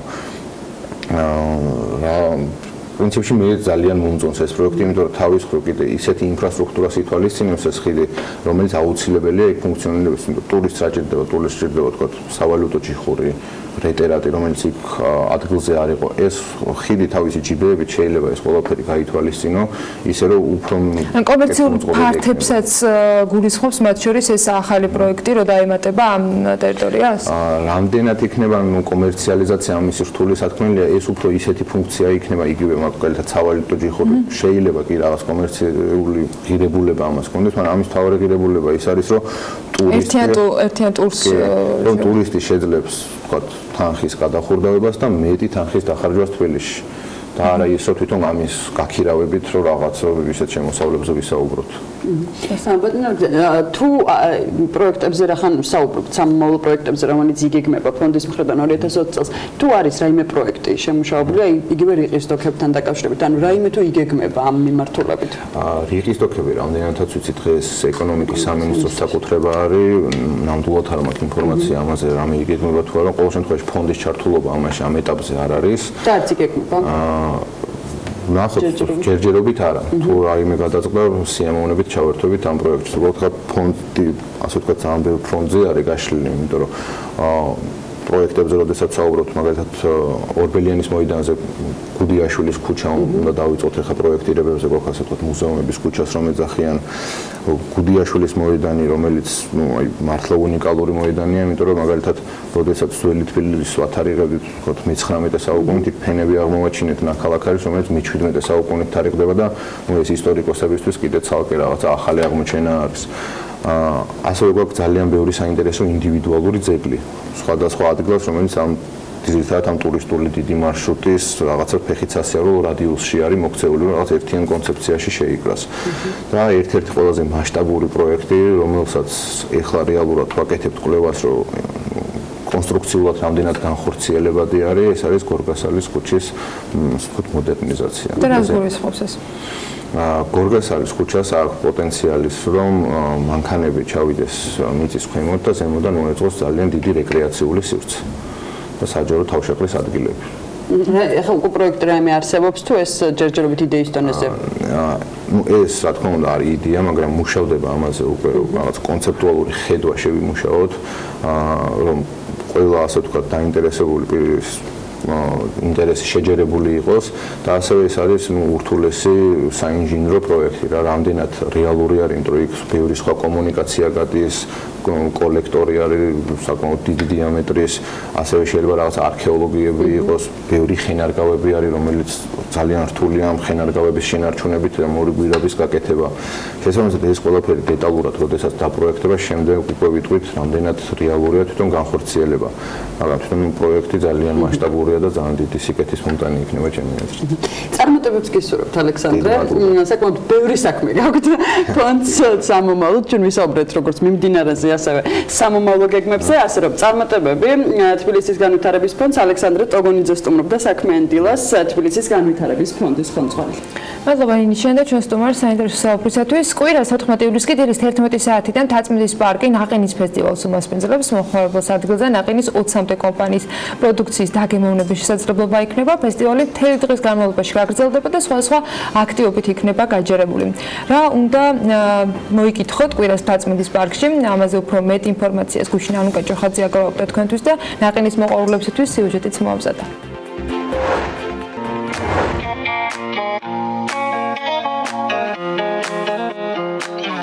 ზუსტად ასეთი განწყობით, ბევრი ღიმილით, მუსიკით და უგემრიელესი ნაყინით ყოველ ზაფხულს უკვე მე-6 წელია მთაწმინდის პარკი ნაყინის ფესტივალს მასპინძლობს. ტრადიცია არც წელს ირღვევა. კვირას 14 ივლისს პარკის ადმინისტრაცია ნაყინის მოყვარულებს კიდევ ერთხელ შეკრებს. კვირას 11 საათიდან დაიწყება ღონისძიება. გაყოლება 20-ზე მეტი მონაწილე კომპანია, წარმოდგენილი იქნება ნაყინის პროდუქცია, იქნება დეგუსტაციები, საშუქრები, იქნება გათამაშებები და უამრავი პრიზი. გარდა იმისა, რომ წარმოდგენილი იქნება ნაყინის კომპანიების, სცენაზე გვექნება გასათოვი პროგრამა. გასათოვი პროგრამა გაგრძელდება 8 საათის ჩათვლით, საღამოს 8 საათის ჩათვლით, თუმცა პარკი იმუშავებს 11 საათამდე და ყველა ატრაქციონი ჩართული დახვდება აქ მოსულ მომხმარებელს. ნაყინის ასორტიმენტი ნამდვილად მრავალფეროვანია. როგორც მთაწმინდის პარკის ადმინისტრაციაში ამბობენ, წელს ფესტივალში მონაწილეობას 20-მდე კომპანია მიიღებს, რომელთა ჯიხურებით სწორედ პარკის ამ მოედანზე განთავსდება. ნაყინის ფესტივალზე შეძლებთ დააგემოვნოთ თოლიას, გურჯაანის, ალგიდას და ანჯელატოს ნაყინი. ასევე შეხვდებით მადოს, ლოლის, კონკალჩერის და ფუდსერვისის ალპენგოლდის პროდუქტებსაც. თუმცა ეს ყველაფერი არ არის ნაყინის ფესტივალზე მას მიძლის როლს სლაში, ლასუნკა, როლი და ოლდ პიანოც მოირგებს. შეძლებთ შეიაროთ დოლჩი და პარადისოს, ლუმიერს ჩიმნი კეიქისა, მიანოსა და ექსპერიმენტარიუმის სანაყინეებშიც. ერთ-ერთ მონაწილე კომპანიასთან გასაუბრება ჩვენც მოვახერხეთ. ინტერვიუს დაწყებამდე კი სწორედ თოლიას ნაყინის დაგემოვნება მოვასწარით. ჩვენთან უგემრიელესი ჩამოსასხმელი ნაყინებია, ასევე გვაქვს ბურთულები, სხვადასხვა მოსასხმელებით, მოსაყრელებით, M&M-ებით, უგემრიელესი ნაყინები დაგხვდებათ აქ. კიდევ საცალო ბევრი საჩუქრები, ნაყინები საჩუქრად ბავშვებს, ველოდებით დიდი სიხარული. ნაყინის ფესტივალზე მისული სტუმრების განწყობაზე ყოველთვის საყვარელი ჯგუფი, რეზო და ბავშვები იზრუნებენ და მათთვის ცნობილ ჰიტებსაც შეასრულებენ. როგორც ჯგუფის წევრები აცხადებენ, ისინი მთაწმინდის პარკთან უკვე წლებია აქტიურად თანამშრომლობენ. 14 ივლისს მთაწმინდის პარკში გაიმართება ნაყინის ფესტივალი და მე პატივი მხვდა, რომ წავიყვანო ეს ღონისძიება და გავახარო და გავამხიარულო ჩვენი პატარა მეგობრები. რაც შეეხება უშუალოდ ფესტივალს, მე-6 წელია ტარდება და მზარდი დინამიკაა, ყოველ წელს ემატებიან კომპანიები, უფრო და უფრო მეტი ახალი ბრენდი ჩნდება ბაზარზე და გვინდა რომ გავაცნოთ საზოგადოებას და ბავშვებს და მშობლებს და დიდებს და პატარებს ყველას განურჩევად ასაკისა შევთავაზოთ მხიარულება და გემრიელი და გრილი დასვენება. სასიამოვნო მუსიკისა და გემრიელი ნაყინის დაგემოვნების პარალელურად 14 ივლისს მთაწმინდის პარკში მისული სტუმრები სხვადასხვა წამახალისებელ გათამაშებებშიც მიიღებენ მონაწილეობას. ბავშვებს კი ფესტივალზე ანიმატორები დახვდებიან, რომლებიც მათ სხვადასხვა სიურპრიზებს პირდებიან.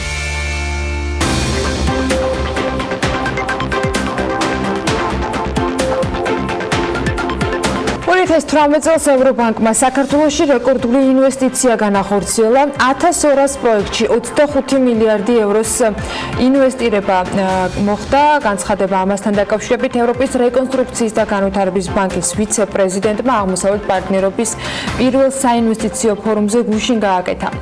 თეკეტა მოტორსის დირექტორის შეფასებით ლარის მერყეობა ამ პერიოდისათვის მოულოდნელია. გუდვილი კი მცირე ზომის მარკეტების ბაზარზე შედის. ამასთან დაკავშირებით BM-წერტილი-G-ს გუდვილის გენერალურმა დირექტორმა გიორგი ხაბაშვილმა თავად უთხრა. მიმდინარე წლის ივნისში საქართველოს სახელმწიფო ვალის მოცულობა 658 მილიონი ლარით გაიზარდა და 19 მილიარდ 800 მილიონი ლარი შეადგინა. დოლარში გამოსახული საგარეო სახელმწიფო ვალი 71 მილიონი დოლარით არის გაზრდილი, თუმცა ლარის გაცვლითი კურსის ზრდის გამო ლარში გამოსახული საგარეო ვალი 560 მილიონი ლარით გაიზარდა. ივნისში საშინაო სახელმწიფო ვალი 98 მილიონი ლარით გაიზარდა. 30 ივნისის მდგომარეობით კი საგარეო სახელმწიფო ვალი 15 მილიარდ 600 მილიონ ლარს უტოლდება, ხოლო საშინაო სახელმწიფო ვალი 4 მილიარდ 200 მილიონ ლარს. საქართველოს საგარეო სახელმწიფო ვალი 70% საერთაშორისო ორგანიზაციებზე მოდის. მათ შორის საქართველოს ყველაზე მეტი ვალი 5,9 მილიარდი ლარი მსოფლიო ბანკის მიმართ აქვს. ქვეყნების მიხედვით საქართველოს ყველაზე მეტი ვალი 910 მილიონი ლარი გერმანიის მიმართ უფიქსირდება, შემდეგ მას საფრანგეთი მოჰყვება 691 მილიონი ლარით. საქართველოს სახელმწიფო ვალი მთლიანი შიდა პროდუქტის მიმართ დაახლოებით 45%-იან ნიშნულზეა. პრემიერ-მინისტრმა ევროკავშირისაგან საქართველოსათვის სპეციალური ფინანსური მექანიზმის შექმნა მოითხოვა. მამუკა ბახტაძემ ბათუმის საერთაშორისო კონფერენციაზე ყურადღება გამოსვლისას ევროკავშირთან დარგობრივ ინტეგრაციაზე და ამ კონტექსტზე გაამახვილა, მან ისაუბრა ევროკავშირში ინტეგრაციის საგზაო რუკაზეც. პრემიერმა ხაზი გაუსვა მთავარ გამოწვევებს, რომელთა წინაშეც საქართველო იმყოფება. საქართველოს უპირატესობებზე ხაზგასასმელად ეკონომიკის და მდგრადი განვითარების მინისტრმა ბათუმში მიმდინარე აღმოსავლეთ პარტნიორობის სამიტზე ბიზნესის კეთების ორი მთავარი უპირატესობა, ქვეყნის გეოგრაფიული მდებარეობა და დაბალი გადასახადები დაასახელა. მინისტრმა ფორუმის მონაწილეებს საქართველოს ეკონომიკური მაჩვენებლებიც გააცნო და საერთაშორისო რეიტინგებში ქვეყნის წამყვან პოზიციებზე გაამახვილა ყურადღება. ნათია თურნავამ ფორუმზე გამოსვლისას თქვა, რომ საერთაშორისო სავალუტო ფონდის მონაცემებით 2018 წელს ეკონომიკური ზრდა მდგრადი იყო და ყველა ბოლო შეფასებით 2019 წელს საქართველოს მეზობელ ქვეყნებს შორის ყველაზე მაღალი ზრდის მაჩვენებელი 4.6% ექნება. მინისტრი აღნიშნავს იმასაც, რომ ქვეყანაში ინვესტორებს შეუძლიათ ისარგებლონ 2 მილიარდ 300 მილიონიან ბაზარზე წვდომის საბაჟო ტარიფების გარეშე და ამ შესაძლებლობას ქმნის ევროკავშირთან ღრმა და ყოვლისმომცველი თავისუფალი სავაჭრო სივრცის შესახებ შეთანხმება DCFTA და ასევე თავისუფალი ვაჭრობის ხელშეკრულებები ჩინეთთან, EFTA-სა და DST-ის ქვეყნებთან, უკრაინასა და თურქეთთან ერთად სხვა ქვეყნების პარალელურად.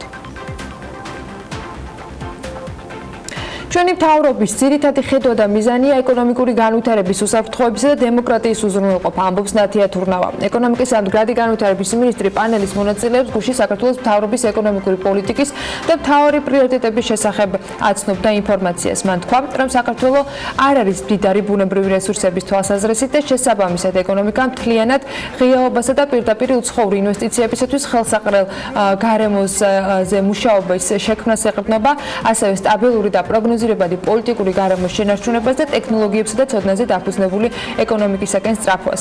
მინისტრის თქმით, ქვეყანაში ეკონომიკურ ზრდას ხელს სტრუქტურული რეფორმების და ევროკავშირთან ღრმა და ყოვლისმომცველი თავისუფალი ვაჭრობის ფარგლებში რეფორმის დღის წესრიგი უწყობს. პოზიტივთან ერთად იყო ნეგატიურად საუბარი. რუსეთის მხრიდან ემბარგო რომ დაწესებულიყო, ზარალი მიაღწევდა 4 მილიარდ ლარს. ესეც ნათია თურნავამ თქვა, აღმოსავლეთ პარტნიორობის პირველი საინვესტიციო ფორუმის შემდეგ ოღონდ ამჯერად უკვე მედიის წარმომადგენლებთან. ის აღნიშნავს, რომ ამ დროისთვის გამოწვევა ტურისტული სექტორი რჩება, რადგან რუსეთიდან ფრენები ჯერ კიდევ შეწყვეტილია. 750 მილიონი დოლარი, ანუ 2 მილიარდ ლარზე მეტი შემოსავალი უნდა მიგვეღო რუსი ტურისტებისაგან. ამასთან განცხადება ეკონომიკის მინისტრმა ფულად გზავნილებზეც გააკეთა და ისიც თქვა, რომ შარშან რუსეთიდან გადმორიცხული იყო 600 მილიონი დოლარი და დაახლოებით იგივე დონეს თუ ველოდებით წელს ზარალიც აქაც სერიოზული იქნებოდა, რომ არსებულიყო ემბარგო. ღვინის და მინერალური წყლების ექსპორტს რაც შეეხება, ის რუსეთში 300 მილიონ დოლარს აღემატება წლიურად.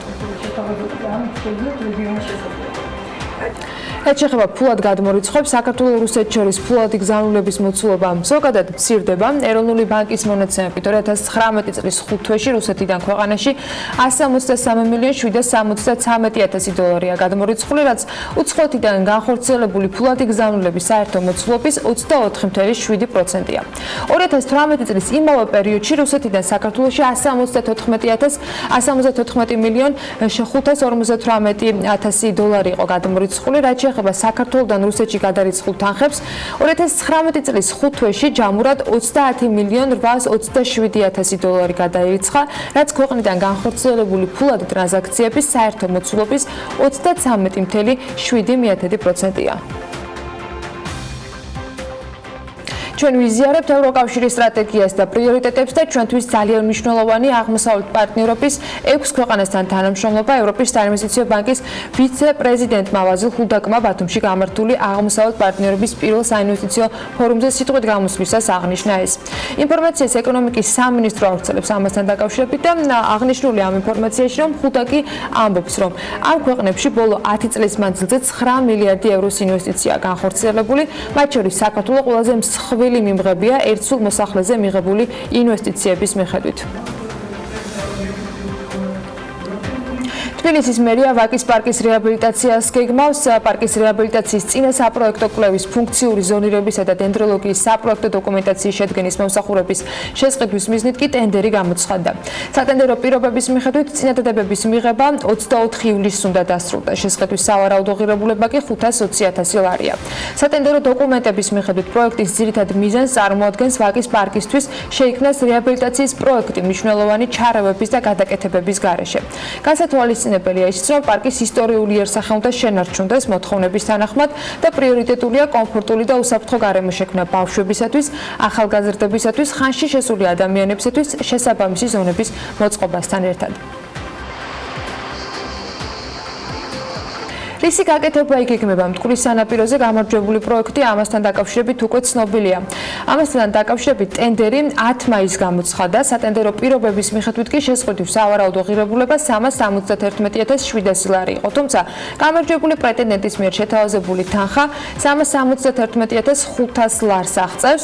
სატენდერო დოკუმენტაციაში კი აღნიშნულია, რომ სახელმწიფო შესყიდვის მიზანი მტკვრის სანაპიროს რეაბილიტაციისათვის შესაბამისი დიზაინის მომზადებისათვის საუკეთესო შემსრულებლის გამოვლენა იყო.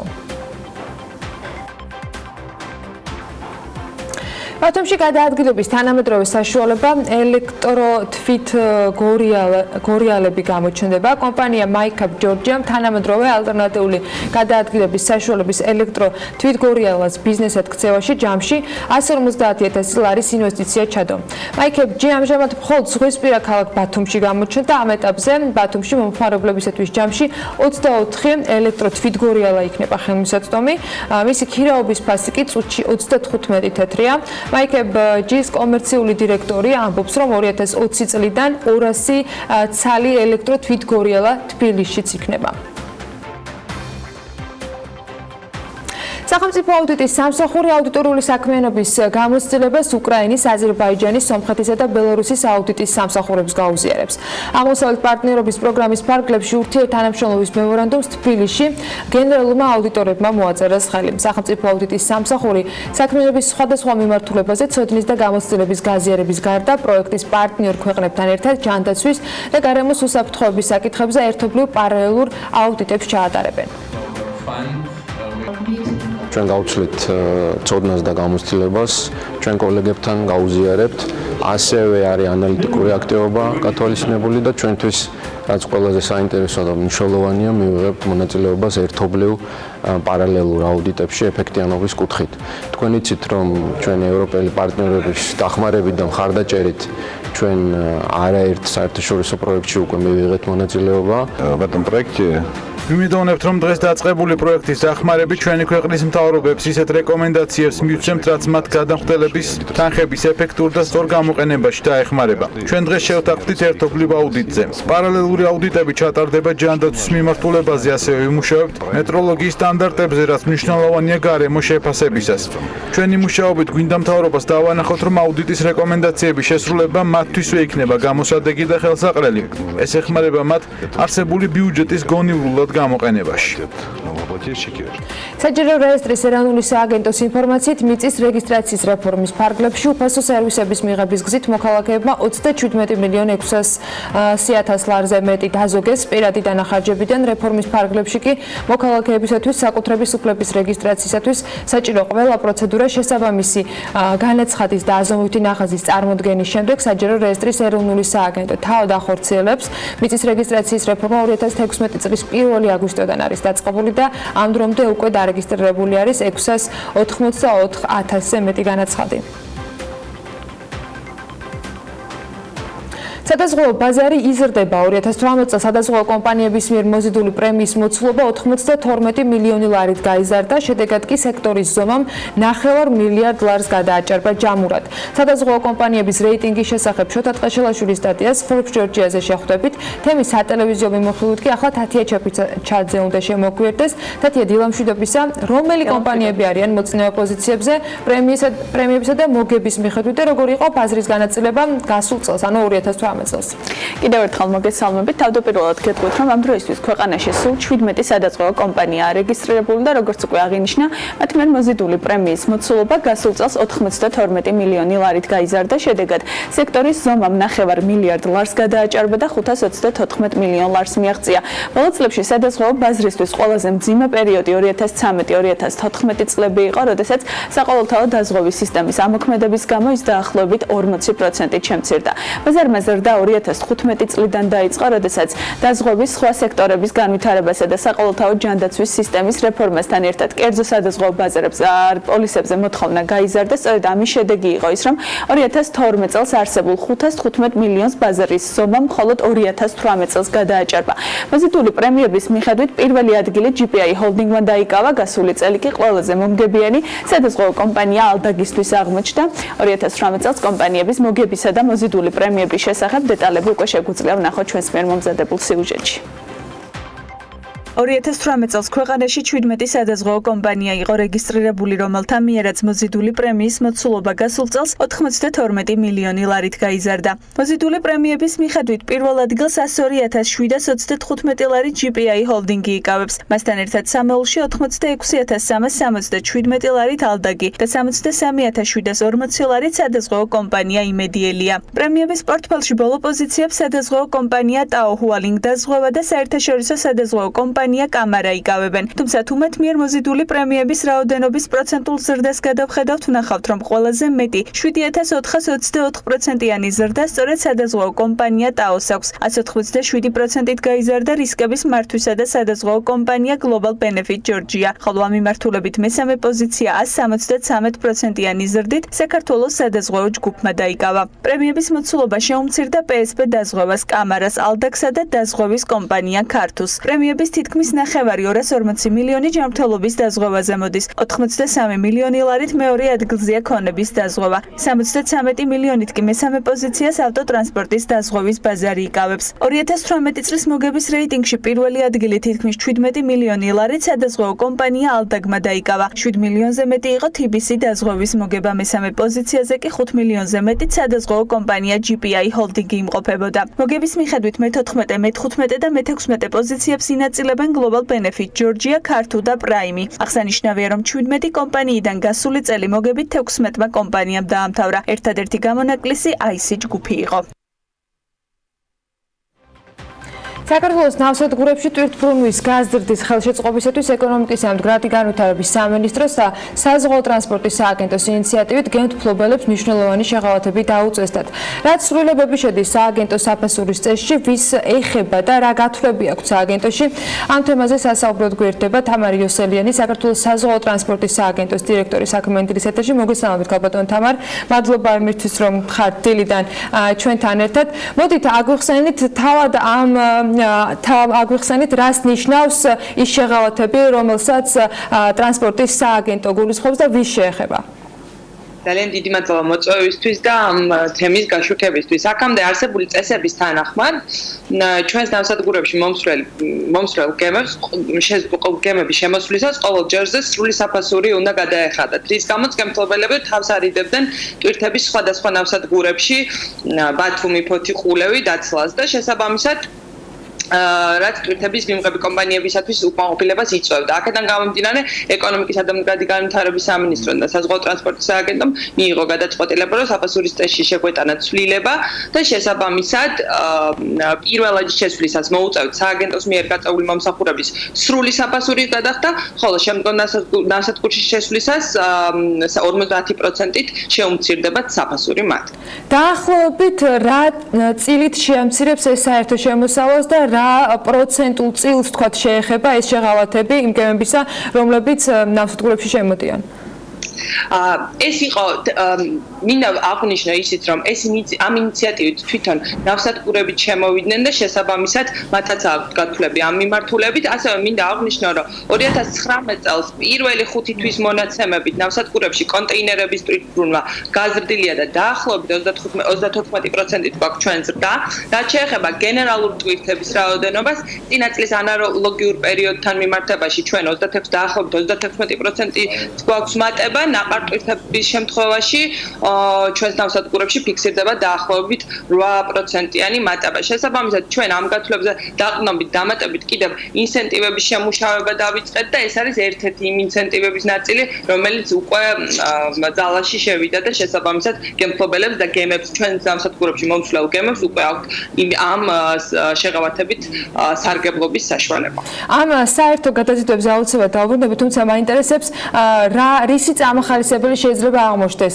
რამდენს დაზოგავენ თავად გემთბობელები, რამდენს წაახალისებს ეს ისე რომ სააგენტოს თქვა რაღაცა შემოსავლების კლება არ ქონდეს. აი დაახლოებითი გათვლები თუ გაქვთ. ამ მიმართულებით დღევანდელი დღის მონაცემებით გვაქვს 0% შემოსავალი. შესაბამისად, სახელმწიფო ამით არაფერს არ კარგავს. ეს იმას ნიშნავს, რომ ჩვენ პირიქით ვახალისებთ ბაზარს და ტვირთბრუნვის ხელშეწყობის მიზნით გემთბობელებს ვაძლევთ იმის საშუალებას, რომ ერთ შემოსვლაზე ორ ნავსადგურში ან სამ ნავსადგურში შემოვიდეთ ჩვენთან არსებულ ნავსადგურებში, შემოვიდეთ საქართველოს ნავსადგურებში და შესაბამისად დაცალონ. თუ მაგალითისათვის რო ავიღოთ, ხო? ფოთში შემოვიდა პირველად, შესაბამისად შემდგომ უკვე მაგალითად კონტეინერები ავიღოთ, ხო? ფოთში შევიდა პირველად, შემდგომ უკვე წამოვიდა ბათუმში და ბათუმშიც დაცალა. ასეთ შემთხვევებით დღესდღეობით ჩვენ არ გვაქვს ამ საშუალებით გემთბობელები არ სარგებლობენ. გადასახადის გამოა ეს უმეტესად თუ იმიტომ რომ თქვა მიზანმიმართულად კონკრეტულად ამ შეკვეთაზე მუშაობენ და ეს არის საბოლოო დანიშნულების წერტილად მითითებული. ეს ამას უზრუნველყოფს, რომ თქვა წაახალისოს რამდენიმე თქვა მომსახურება ერთდროულად გაწიონ გემს. შესაბამისი კომპანიებისგან მსგავსი კითხვები, რომ რატომ არ ვაკეთებთ მსგავსი ტიპის საშეღავათო სისტემებს იმ გემთბობელებისათვის, რომლებიც მუდმივად სტუმრობენ ჩვენს ნავსადგურებს და ჩვენ შესაბამისი გათვლები გავაკეთებთ თუ რა რაოდენობით შეიძლება რომ შემოსულიყო და ჩვენ ამ მიმართულებით 20%-იან ამ მიმართულებით რომ ნავსადგურებში ორ მიმართულებით დაცალონ 20% ველოდებით დაახლოებით. თქვენც ნახსენეთ ის მონაცემები, რომელიც უშუალოდ ამ გადაზიდვებს უკავშირდება. ნაპროგნოზებს გაცდა ნამდვილად, გადააჭარბა წინასწარ გეგმით რაც იყო გათვალისწინებული ეს საერთო მოცულობამ გადაზიდვებისა.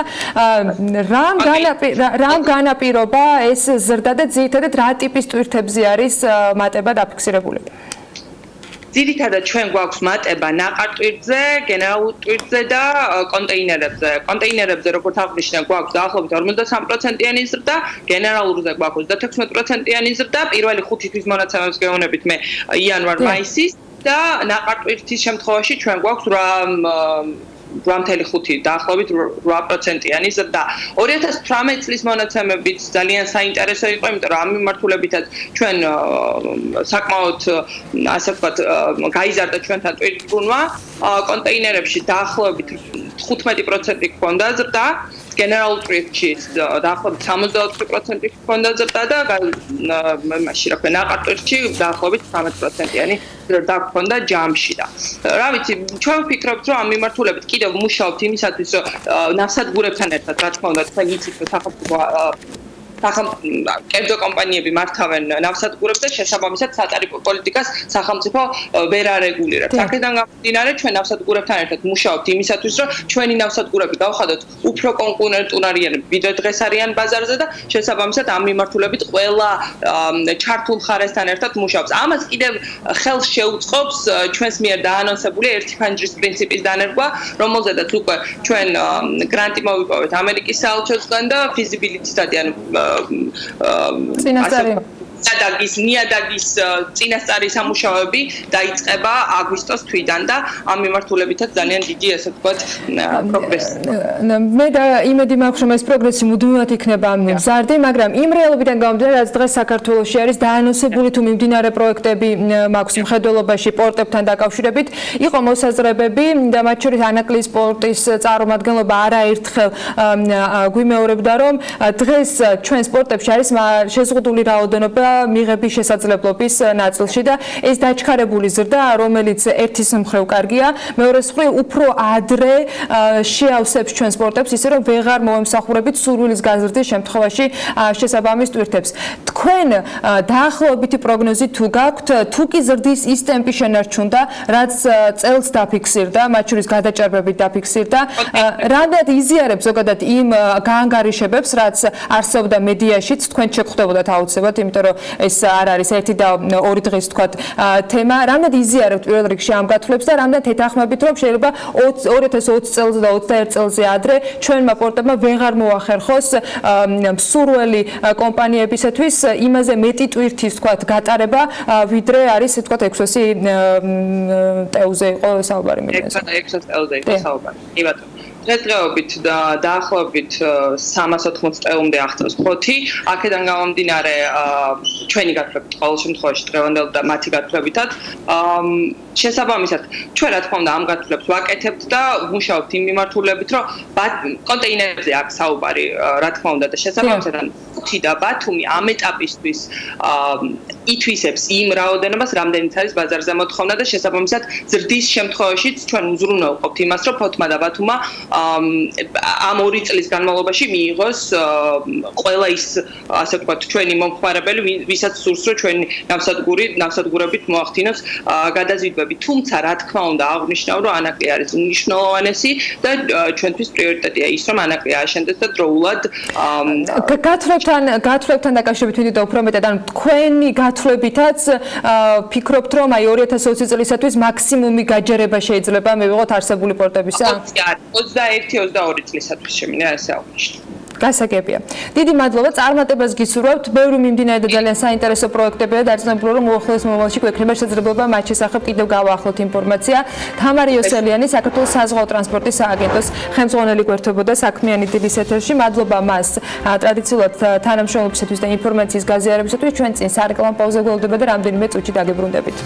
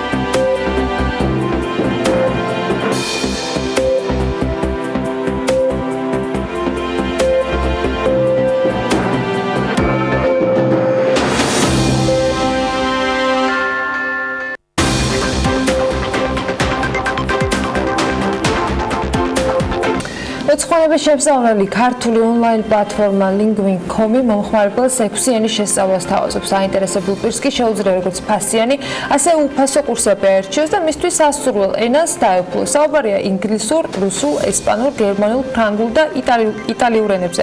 ამჟამად ვებგვერდზე 140,000 ადამიანია დარეგისტრირებული და როგორც დამფუძნებლები ამბობენ, მათი რაოდენობა ყოველდღურად მზარდია. გარდა ამისა, სტარტაპი linguin-ი სიტარ თბილისი 2019 წლის გამარჯვებულია და მათ მიეცათ შანსი, რომ შვეიცარიაში ინვესტიციისათვის $500,000 მოიზიდონ. რაში მდგომარეობს მისი უნიკალურობა და როგორია მისი საამავლო გეგმები? ამაზე უკვე მარიამ ადამია ისაუბრებს თუმართან ერთად სტუდიაში. დილა მშვიდობისა. მეც მოკლედ დავამატებ იმას, რომ ქართული ბაზრის გარდა პლატფორმა გლობალურადაც კონკურენტუნარიანია, რადგან განსხვავებული და როგორც ამბობენ, საინტერესო სწავლის მეთოდი აქვს, რაც შეეხება შედეგებს, არიან ბავშვები, რომლებმაც ენაი linguin-ის მეშვეობით შეისწავლა და ოლიმპიადის გამარჯვებულები გახდნენ და არიან ასევე ადამიანები, რომლებმაც პლატფორმის დახმარებით შეისწავლეს ენა და შემდეგ სწავლა საზღვარგარეთ გააგრძელეს. პლატფორმას გლობალური და მასშტაბური აქვს სამომავლო გეგმებიც და ჯერ აბიტურიენტებისთვის მოსამზადებელი კურსების ჩაშვებას გეგმავენ, შემდეგ კი ქართული ენის შესასწავლელი კურსის დამეტებას უცხოელებისთვის, ხოლო ამ ყველაფრის უკან 10 ადამიანისგან შემდგარი გუნდი დგას, მათგან ერთ-ერთს უშუალოდ დამფუძნებელს ვატო ელიაშვილს კი პირდაპირ ეთერში უმასპინძლებ და მეც დეტალს სწორედ მისგან გავიგებთ. დილა მშვიდობისა. მადლობა რომ დილიდან ჩვენთან ერთად ხართ. ვატო, როდის გადაწყვიტეთ და ზოგადად რატომ ფიქრობთ, რომ მსგავსი ენების პლატფორმა იყოს საჭირო ბაზარზე და რატომ გადაწყვეტეთ მისი შექმნა? მივესალმებ მაყურებელს. თავიდან ზოგადად არ გაჩენილა რაღაც იდეა, რომ ბაზარს სჭირდება ეს. ჩვენ თვითონ გვინდოდა ჩვენთვის გაკეთება, იმიტომ რომ ონლაინში რაც ვნახეთ კურსები რაღაც არ გამოგვადგა და ბევრი თვე და კვირა გავატარეთ და რაღაც ვერ მივიღეთ სასურველი შედეგი. შესაბამისად ჩვენთვის ვაკეთებდით, გავაკეთეთ საპილოტო პროგრამა, რომელიც დავტესტეთ ჩვენზე, ჩვენს ახლობლებზე, მეგობრებზე და როგორც შედეგი გვანახა, ძალიან ეფექტური აღმოჩნდა და შემდეგ უკვე გადავწყვეტეთ ამის გაშვება უფრო მასშტაბურად, გავუშვით ჩვენი პირველი ვებსაიტი, რომელზეც პირველივე დღეს როგორც კი გავუშვით, დაიწყო უკვე ყიდვები და ძალიან გაგვიკვირდა, იმიტომ რომ მაშინ რეალურად ონლაინ ყიდვები არ იყო პოპულარული, არც Amazon-ზე, არც eBay-ზე, ან მსგავსი მიმართულებით ძალიან ცოტას ჰქონდა გამოცდილება და ონლაინ სწავლება ასე ვთქვათ ძალიან ახალი იყო და ხალხმა მიიღო ეს პროდუქტი, ძალიან დიდი დაინტერესება მოყვა ამ ყველაფერს და მე უკვე შევქმნით ახალი ვებსაიტი Lingwing-ი, რომელიც უკვე განახლებული ვერსია, ბევრად უფრო კარგ და დახვეწილ მეთოდოლოგიას მოიცავს, რაც გულისხმობს ასევე საუბარს, წერას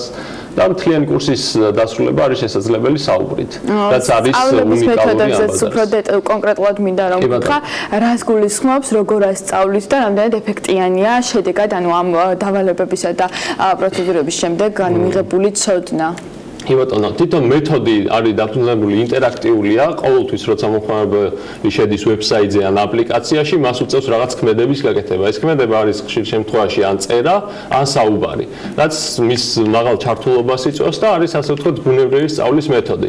ეს მეთოდი მოიცავს ყველა კომპეტენციას და უნარს, ასე ვთქვათ, საუბარს, წერას, მოსმენას, წაკითხვას, გაგებას, გრამატიკას, ლექსიკას და ამ სრულყოფილი კურსი არის, რომელიც მომხმარებელს საბაზისო დონიდან მიყავს A2 დონემდე. ამ შემთხვევაში ხა ინგლისურში გვაქვს ყველაზე მაღალი დონე A2, თუმცა გვეგმავთ ხა უკვე B დონეების დამატება. სხვა ენებს ჯერჯერობით A1 გვაქვს, თუმცა მოთხოვნის მიხედვით ვაპირებთ, რომ დავამატოთ აქაც კურსები.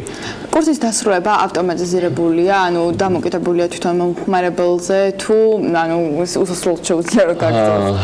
კურსები თვითონ შემოსაზღვრულია, გვაქვს 3 რეჟიმის სწავლის, ეს არის საფუძვლიანი სწავლა, სწრაფი სწავლა და რეაქტიული. და რას ნიშნავს ეს 3 დონე? პირველი მაგალითად არის მათთვის, ვინც საერთოდ არის ის ამ კურსის მასალა და ნულიდან სწავლობს. მეორე შესაბამისად არის შედარებით უფრო მათთვის, ვინც ასე თუ ისე აქვს გამოცდილება და იცის ენა და მესამე, ვისაც უბრალოდ პრაქტიკის გავლა უნდა. ანუ თქვენ არ არის აუცილებელი რომ სრულიად დამწყები იყოთ, თუ იცით ენა და დაუშვათ მიდიხართ საზღვარგარეთ, რეაქტიული რეჟიმით შეგიძლიათ უბრალოდ პრაქტიკა გაიაროთ და კურსის დასრულება ამ შემთხვევაში დაახლოებით 2 კვირაშიც არის შესაძლებელი. თუმცა დამწყებისთვის ერთი დონე რომ დაასრულოს, დაახლოებით 3-4 თვე ჭირდება. თქვენ მომხმარებელს თავაზობთ როგორც ფასიანი, ასევე უფასო პაკეტებს, რა განსხვავება, ანუ რატომ უნდა შეიძინოს ფასიანი თუ უფასოზე იგივე პირობებია? იგივე არ არის, უფასო მოიცავს ასე ვთქვათ 15 დავალებას ყოველ დღე.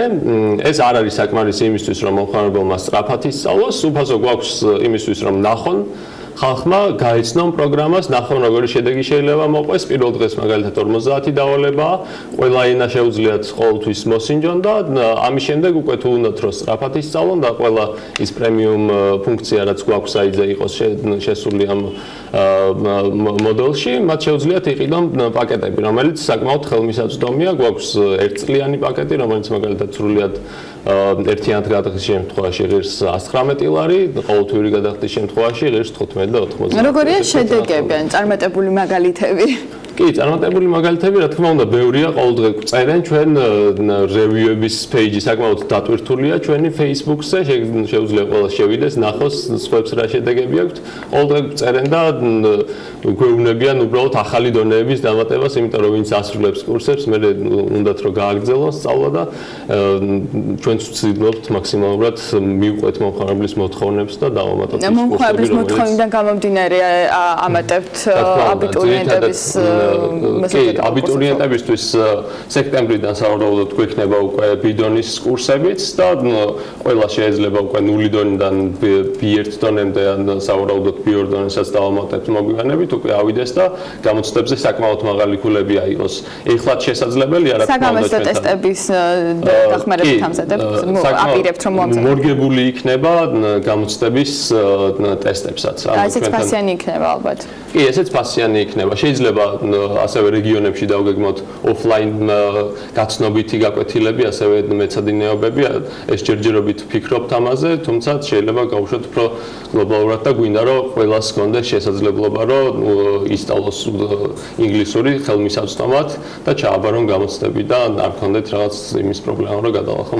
რაც შეეხება ქართული ენის შემსწავლელ პროგრამას, რომელიც უცხოელებზე იქნება გათვლილი, როგორ ფიქრობთ, რამდენად იქნება ბაზარზე მოთხოვნა და რამდენად მოყვება მას გამოხმაურება და ესეც დაფუძნებულია თუ არა უშუალოდ მომხმარებლების მხრიდან სურვილის. კი ბატონო.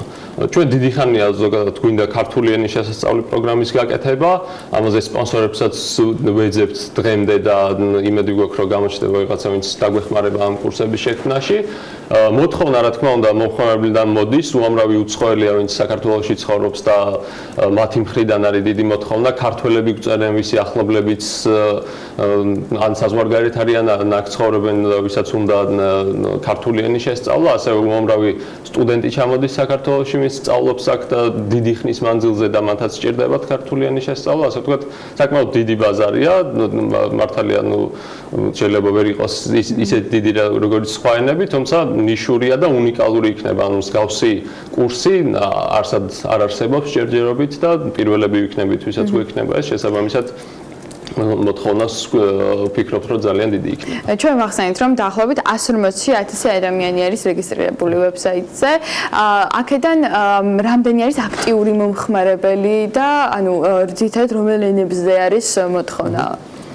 ამ მომხმარებლებიდან საკმაოდ ბევრი არის აქტიური, ზოგი უფასოზე სწავლობს, ზოგი ფასიანზე, შესაბამისად ენების კუთხით ალბათ ითარგმნეს. ენების კუთხით რა თქმა უნდა ინგლისურზე მოდის ყველაზე დიდი დატვირთვა, ალბათ 70% მაინც ან ინგლისურსაც სწავლობს და ან სხვა ენებსაც, თუმცა მომხმარებლების 70% მაინც მოდის ინგლისურზე. დანარჩენი ენები დაახლოებით ერთი და იგივე დატვირთვაა.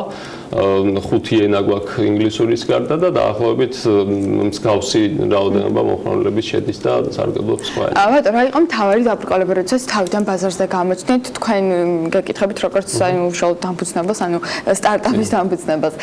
რამდენად იყო შესაძლებელი კვალიფიციური კადრის მოძიება ბაზარზე და არის თუ არა დღეს ეს პრობლემა უშუალოდ სტარტაპისთვის და ანუ საგანმანათლებლო კუთხით ვინც ფუნქციონირებს სტარტაპისთვის? კი ბატონო, კადრების მოძიება პრინციპში ყოველთვის პრობლემა არის, თუმცა ეხლა ჩვენი გუნდი ძალიან კარგი სპეციალისტებით არის დაკომპლექტებული. დიდი ხანია რაც ერთად მუშაობთ და ასე ვთქვათ ჩვენთან გაიზარდა ბევრი კადრი, კიდაც პროგრამირების სფეროში, კონტენტის და მასალების შექმნის სფეროში. მსგავსი გამოცდილება ფაქტობრივად არავის არ აქვს, იმიტომ რომ ერთადერთი კომპანია ვართ, ვინც ონლაინ პროდუქტს, ონლაინ სწავლების პროდუქტს აწარმოებს, შესაბამისად ჩვენთან ვინც გაიზარდნენ, ისინი არიან და პრობლემა არის რა თქმა უნდა, ყოველთვის ვეძებთ მარკეტინგშიც კადრებს. თუმცა რა თქმა უნდა არიან, უბრალოდ რაც პერიოდი ჭირდება ხოლმე რომ ერთად დავუშვათ ვიმუშაოთ და მიხვდნენ ჩვენი მუშაობის პრინციპებს.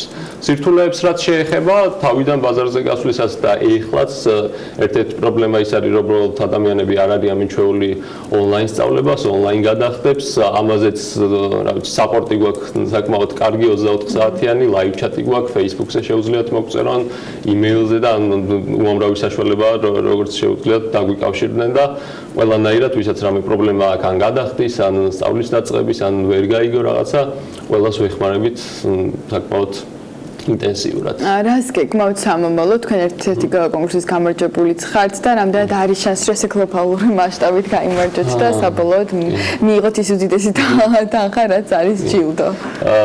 იქამდე სანამ ეს გლობალური ფინალი გაიმართება არის რეგიონალური შეჯიბრი, იქაც 50% შეირჩევა გუნდების, იქ საკმაოდ დიდი იმედი მაქვს რომ გავალთ გლობალურში რომ გაიმარჯვოთ, აი რა კრიტერიუმით შეგარჩიეს და რა იყო ის მთავარი ნიშა, რაც ანუ რამაც მოგიტანეთ გამარჯვება?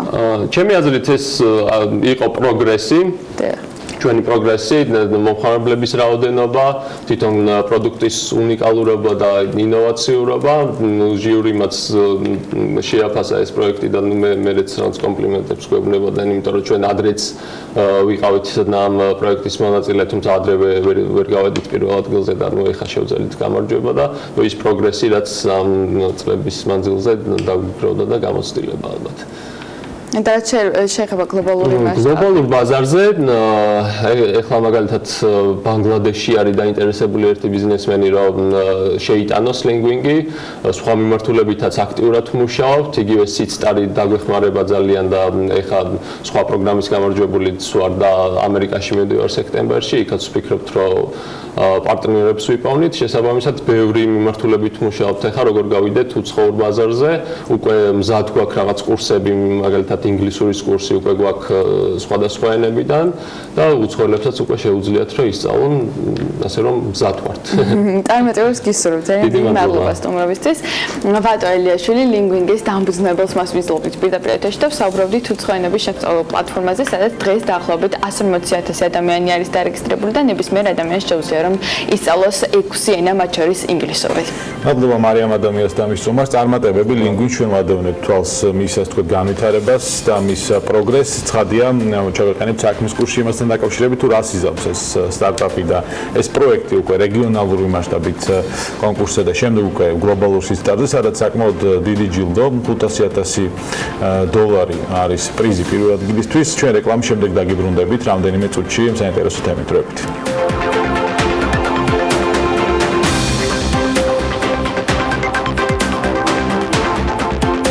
საექსპორტო ბაზრების დივერსიფიცირება აუცილებელია. ამის შესახებ BMG-ის კორპორაცია ქინძმარაულის გენერალურმა დირექტორმა ნუგზაკ სოვრელმა უთხრა, მისივე განმარტებით ღვინოს 20 ქვეყანაში ყიდიან და უახლოეს პერიოდში კიდევ ერთი ახალი ბაზარი აზერბაიჯანი დაემატებათ, სადაც ღვინო გასაგზავნოდ უკვე მომზადებულია.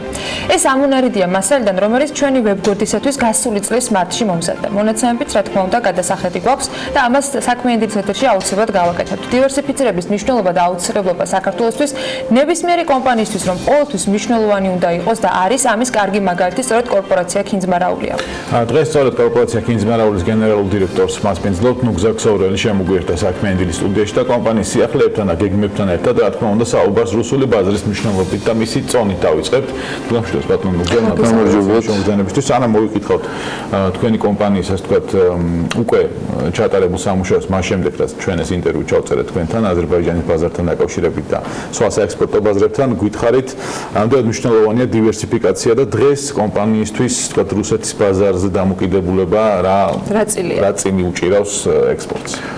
პირველ რიგში უღრმესი მადლობა მოწვევისთვის, მინდა დაგიდასტუროთ ჩემი პატივისცემა და ვთქვა რომ მე ადრეც ვთქვი, ძალიან მნიშვნელოვანია ესეთი გადაცემები, ალბათ ვისურვებდით რომ მომავალში ტელევიზიაც გახსნილი იყოს, იმიტომ რომ საერთოდ ეკონომიკური ცხოვრების გაშუქებაც და ალბათ ხელშეწყობაც ესეთი გადაცემები ძალიან მნიშვნელოვანი.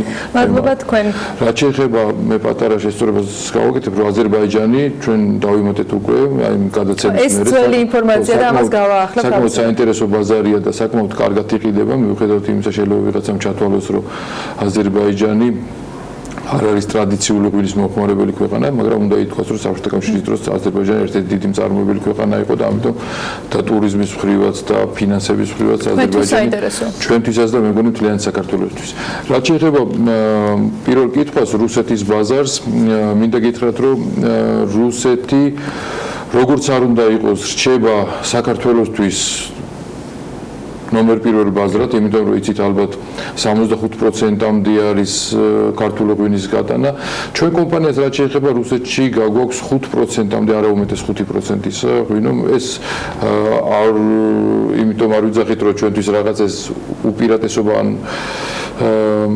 ან რაღაცა მოსაზრებებით, უბრალოდ ჩვენ 2006 წლის მერე ჩვენმა სამთავრობო საბჭომ ძალიან კიცეთ დაგვისახა მიზანი, რომ ბაზარი არც ერთი ბაზარი არ უნდა აჭარბებდეს 25-30%-ს.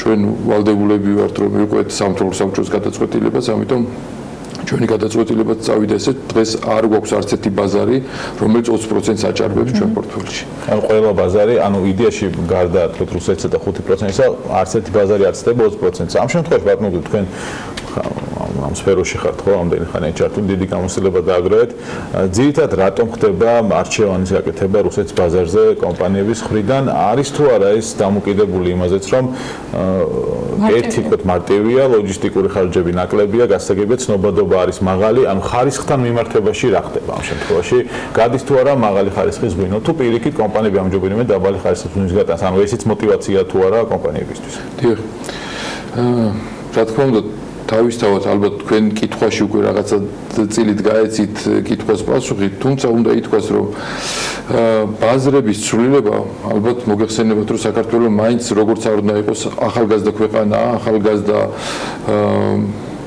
ახალი გამოჩენილი ასე ვთქვათ მსოფლიო რუკაზე ძალიან ბევრმა ადამიანმა ბევრმა განათლებულმა ადამიანმაც არ იცის საქართველოს შესახებ არ აქვს ის ინფორმაცია რაც საჭიროა მით უმეტეს ის რომ საქართველოში იწარმოება მაღალი ხარისხის ღვინო ამიტომ რა თქმა უნდა ესეთნაირად ესე იგი დივერსიფიკაცია ისეთი თემაა რომელიც ყველა მეწარმეს უნდა ყველასთვის საოცნებოა ყველას უნდა რომ თქვათ გაიტანოს იმ ბაზრებზე სადაც პოლიტიკური შემადგენელი ნაკლები იქნება მაგრამ ამის მიღწევისთვის საჭიროა რამდენიმე ეტაპი პირველ რიგში ქვეყნის ცნობადობის გაზრდა და რა თქმა უნდა ის თქვათ კაპიტალი რომელიც რუსულ ბაზარზე დაგროვებულია ჩვენი ცნობადობის და ქართული ღვინის ცნობადობის და მიჩვევის გინდას პოპულარობა დავარქვათ სხვა ქვეყანაში რომ დაახლოებით ასეთ პოპულარობას მიაღწიოს ქართულმა ღვინომ ძალიან ბევრი წელი და ძალიან ბევრი თანხები ჭირდება ეს ნამდვილად მნიშვნელოვანი გამოწვევა მაგრამ თქვენმა კომპანიამ მოახერხა რომ ის რაც სამართალყურეობის საბჭომ მიზნად დაისახა ეს შეგესრულებინათ რამდენად რთული იყო რა არის ის განსხვავებული მიდგომა რაც ქინძმარაოს ამ შემთხვევაში უზრუნველყოფს იმით რომ შედარებით მშვიდად იყოს თუნდაც ესეთი პოლიტიკური რყევებისას როგორ რეალობაშიც ბოლო რამდენიმე კვირაა ვართ საინტერესო კითხვა რა თქმა უნდა ძალიან მნიშვნელოვანია იმაზე საუბარი რომ წარმოება პირველ რიგში მე მინდა უბრალოდ თქვა ეხლა ჩვენ მივახციეთ ალბათ ეხლა არ მინდა ჩვენ თავზე ვილაპარაკოთ რამდენად დაუღალავი შრომით და როგორ მივახციეთ თუმცა მე მინდა გითხრათ იმ კომპანიებზეც რომლებიც რუსეთის ბაზარი თქვა უპირველესი ბაზარია ძალიან რთულია იმიტომ რომ მეწარმე სუბიექტი არ არის მარტო ტოპ მენეჯმენტი მეწარმე სუბიექტი არის უამრავი ადამიანი იქ დასაქმებული რომელსაც სამუშაო ადგილები აქვს წარმოების შეკვეცა დღეს რო საქართველოს ავიღოთ მთლიან და 65%-იანი დაკიდება ესე ვთქვათ სლენგი რო ვიხმაროთ ბაზარზე ხო თუ შემცირდა საკმაოდ გართულდება საქმე თუმცა კიდევ ერთხელ ვიზახთ მიზან მიმართული მუშაობა იმ ბაზრებზე სადაც საქართველოს ცნობადობა იზრდებოდა და იზრდება და პირველ რიგში ჩვენ ალბათ წარმატების გზაც ის არის რომ ჩვენ ტურიზმი და ღვინო დავაკავშირეთ ერთმანეთთან იცით რომ ტურიზმი არის ერთ-ერთი ყველაზე საუკეთესო რეკლამა და მარკეტინგის ხრიგიც ესე ვთქვათ იმისთვის რომ ადამიანები რომლებიც აქ ჩამოდიან თავისთავად თუ კარგი ემოციები წაიღეს, რჩებიან საქართველოს ელჩები და საქართველოს მეღვინეობის ელჩები თავის ქვეყანაში. ეს ადამიანები ჩვენ თუ გადავხედავთ ტურიზმის სექტორს, დაახლოებით ვლაპარაკობთ რომ 8 მილიონი ადამიანი შემოვიდა გასულ წელს. ეს ნიშნავს რომ ყოველ წელს 8 მილიონი ადამიანი რო გაამრავლოთ დაახლოებით 2-ზიან 3-ზე, ამდენი ელჩი გვიჩნდება მსოფლიოში. ეს საკმაოდ დიდი პოტენციალია და საკმაოდ კარგი პოტენციალია, ამიტომ ჩვენ მივყევით რაღაც ამ გზებს იმ ქვეყნებმა, რომელმაც ტრადიციულად ის ქვეყნები, რომლებიც ტრადიციულად იცნობდნენ საქართველოს პირველ რიგში ავიღეთ ის სია, რომელდა დავიწყეთ იმ ქვეყნებზე მუშაობა და მეორე საიდანაც იზრდებოდა ტურიზმი. საინტერესოა რა თქმა უნდა ჩვენ დაახლოებით წელიწადში 2 მილიონი ნახევარ ბოთლ ღვინოს ვყიდით ჩვენ რა თქმა უნდა არა ვართ ყველაზე დიდი საწარმო საქართველოში მაგრამ ჩვენი ზრდა ჩვენთვის დამაკმაყოფილებელია საერთოდ ბიზნესისთვის ალბათ არ არის მაინდამაინც მომხიბვლელი არც სწრაფი ზრდა არც სწრაფი ვარდნა საერთოდ რყევები ბიზნესს ალბათ ჩემზე კარგად მოგეხსენებათ პირველი რაც ალბათ ჭირდება და მე მგონი სახელმწიფოს პირველი ხელშეწყობა იმაში უნდა იყოს რომ იყოს დამოუკიდებელი სასამართლო, რაც ბიზნესისთვის სისხლორცეულად აუცილებელია, ესე იგი მაგის გარეშე არ არსებობს და სტაბილური გარემო. ეს ორი თუ იქნება ბიზნესი დამერწმუნეთ არის თავისი ბუნებით ისეთი წარმონაქმნი რომ აუცილებლად იქნება ზრდაც და აუცილებლად იქნება ინვესტიციების ისიც უნდა ვთქვათ რომ ჩვენთვის ერთ-ერთი სახარბიელო საინვესტიციო გარემოა საქართველოში და ინვესტორებს როდესაც ვსაუბრობ სამწუხაროდ იმისგან რასაც საქართველოში ხშირად საუბრობენ ინვესტორებად მარტო უცხოური გვარის მქონე ადამიანებს ასახელებენ მე მინდა გითხრათ რომ ძალიან ბევრი ქართველია ქართული წარმოება რომელიც საკმაო რაოდენობით ინვესტიციებს დებს და სამწუხაროდ ვერ იღებს იმ გარანტიებს სახელმწიფოსგან თქვათ ესე ზოგადად რასაც იღებენ უცხოელი ინვესტორები მე არაფერი საწინააღმდეგო არ მაქვს უცხოელი ინვესტორების რა თქმა უნდა მაგრამ ჩვენ ვიძახით რომ ყველა უნდა ჩავაყენოთ ერთ-ეგივე პირობებში თამაშის პირობები უნდა იყოს საერთო და წესები უნდა იყოს საერთო ბიზნესისთვის ეს არის ამოსავალი წერტილი მაშინ ყველაფერი იქნება ბატონო გამორჩეულად ასე ვთქვათ თქვენთვის ევროპაში მაგალითად რომელი ბაზრებია და მას შემდეგ ჯამში რამდენი ქვეყანაში გადახვდით მე 20 ქვეყანა დავასაყარ მაგრამ ეს იყო შარშანდელი ინფორმაცია მოდი ესეც გავახსენოთ საქართველოს ჩათვლით 21 ქვეყანაში ვყიდით მათ შორის ევროპის ქვეყნები ევროპა იცით რომ 500 მილიონიანი ბაზარია ცოტა უფრო დიდი კიდე ამიტომ ძალიან მნიშვნელოვანია ჩვენ უნდა ვთქვათ რომ მაგალითად ჩვენთვის ევროპას თუ განვიხილავთ ერთობლივად ევროპაში დაახლოებით 6 ქვეყანაში, 7 ქვეყანაში თუ პრიბალტიკის ქვეყნებს თუ ჩავთვლით ტრადიციულ ქვეყნებში და არ ჩავთვლით უშუალო ევროპაში, მაშინ 6 ქვეყანაში ვყიდით, ხო? თუ პრიბალტიკის ქვეყნებსაც ჩავთვლით მეტში. უბრალოდ უნდა ითქვას, რომ ევროპა ჩვენთვის ჯამურად ალბათ მეოთხე ბაზარია. იმ შემთხვევაში უბრალოდ შედარებისთვის, როდესაც რუსეთი ალბათ მე-12 რომ ევროპაში თავისთავად გამორჩეულია რა თქმა უნდა გერმანია, იმიტომ რომ თავის პოტენციალით, თავისი შესაძლებლობებით, ну ალბათ მოსახლეობის რაოდენობითაც და საქართველოსთან დამოკიდებულებითაც უნდა ითქვას, იმიტომ რომ გერმანიაში მაგალითად ბოლო წლებში ინტერნეტში ამას ვაკვირდებით, ცნობადობა საქართველოსი სამწუხაროდ ესეთი კვლევა არ ჩატარებულა, უშუალოდ პოზიტიური? არა, უბრალოდ ცნობადობა რამდენად ცნობადია. გერმანია არის ჩვენი გამოცდილებით, უშუალოდ ჩვენი დაკვირვებით, არის ქვეყანა, სადაც ცნობადობა ერთ-ერთი ყველაზე მაღალია ევროპის დასავლეთ ევროპის ქვეყნებში. მეორე სახე აღმოსავლეთ ევროპის, რომელიც ჩვენ ერთ ბლოკში ვიყავით და რაღაცა შეხებადობა ჰქონდა. ამიტომ გერმანიის ბაზარი ჩვენთვის საკმაოდ დიდი ბაზარია, საკმაოდ სწრაფად მზარდი ბაზარია, საკმაოდ დაზღვეული ბაზარია. ჩვენ გერმანიაში ორი პარტნიორი ყავს, ორი და რომელიც გადიან ისეთ ბაზრებზე, რომელიც ეს არის უშუალოდ დასავლეთ ევროპელ პარტნიორებზე. ერთ-ერთი მაგალითად ჟაკვაინ დეპო ქვია ესეთი მაღაზიების სპეციალიზირებული მაღაზიების ქსელია, სადაც ჩვენ საკმაოდ წარმატებულად შევიდით უკვე. ჩინეთი ჩვენთვის დღესდღეობით უკვე პირველი ბაზარია. ჩინეთი საკმაოდ ისინი თავისუფალი ვაჭრობის ხელშეკრულებიდან გამომდინარე თუ მანამდეც ჰქონდათ დაწყებული ამ მიმართულებით? ჰქონდა დაწყებული, მაგრამ რა თქმა უნდა თავისუფალი ვაჭრობის ხელშეკრულება ეს არის გასაღები, რომელიც ძალიან სწრაფად აღებს კარს თუ გავიხსენებთ ახლა თუ რა გზები უნდა გაიაროს ბიზნესმა როგორ უნდა შევიდეს აი მაგალითად ორი კვირის უკან ვიყავით კორეაში, გამოფენა იყო საკმაოდ საინტერესო და საკმაოდ დიდი დაინტერესება გამოთქვეს კორეელმა მსახურებმა. რა თქმა უნდა, თავისთავად ახლა ჩრდილოეთ კორეაში იმედია მივა ჩრდილოეთ კორეა, როდის მე ისე რომ საერთაშორისო ღვინის გამოფენა ჩაატაროს ჯერჯერობით არ ამგონია მაგდონეზე იყოს. ყოველ შემთხვევაში კორეაში ძალიან დიდია ინტერესი, მაგრამ პრობლემა რა არის, რომ გადასახადები, რადგანაც ჩვენ კორეასთან არ გვაქვს პირდაპირ ხელშეკრულება ყოველ შემთხვევაში თავისუფალ ვაჭრობაზე და ბევრ სამხრეთ ამერიკულ ქვეყანას, ავსტრალიას და ევროპის ქვეყნებს აქვთ, ევროპას აქვს, გამოდის რომ ჩვენ არასწორ პოზიციაში ვდგებით. ესე იგი, როდესაც ჩილეს ღვინო შედის სამხრეთ კორეაში, საკმაოდ დაბალი გადასახადების ფონზე და ჩვენ პროდუქციას, როდესაც ბაზარს თავაზობთ, შესვლისთანავე, ესე იგი, გადასახადები ემატება დაახლოებით 270%, ჩვენ უნდა წარმოვიდგინოთ, რომ ჩვენ თავიდანვე არაკონკურენტულიან გარემოში ვხვდებით. ეს საკმაოდ რთულია, ამიტომ პირველ რიგში მთავრობის ალბათ როლიც არის, ვალიც არის და მე დარწმუნებულია, რომ კარგად აქვს გათავისებული, მიუხედავად მით უმეტეს იმისა, რომ დღეს მთავრობაში საკმაოდ პასუხისმგებლობიანი ადამიანები ყოფებიან და მე პირველ რიგში მინდა ვისაუბრო იმ დარგზე, რომელსაც ჩვენ ვიცნობთ და ეს სოფლის მეურნეობის სამინისტროა, ბატონი ლევანი, ჩვენ თვლით, რომ ერთ-ერთი ანუ საინტერესო ბაზარია სამხრეთ კორეა, მოცულობითაც. ყველა ბაზარი, სადაც შესაძლებლობა არის, რომ ქართული ღვინო გაიყიდოს, საინტერესოა, მაგრამ სამხრეთ კორეაზე რა თუ გავჩერდით. იმიტომ რომ ჩვენ უკვე 2 წელია დავიწყეთ სამხრეთ კორეასთან რაღაცა მოძრაობები შესწავლა. სამხრეთ კორეა არის 52 მილიონიანი ქვეყანა, რომელიც ძალიან სწრაფი ზრდით გამოირჩევა. ცხოვრების დონით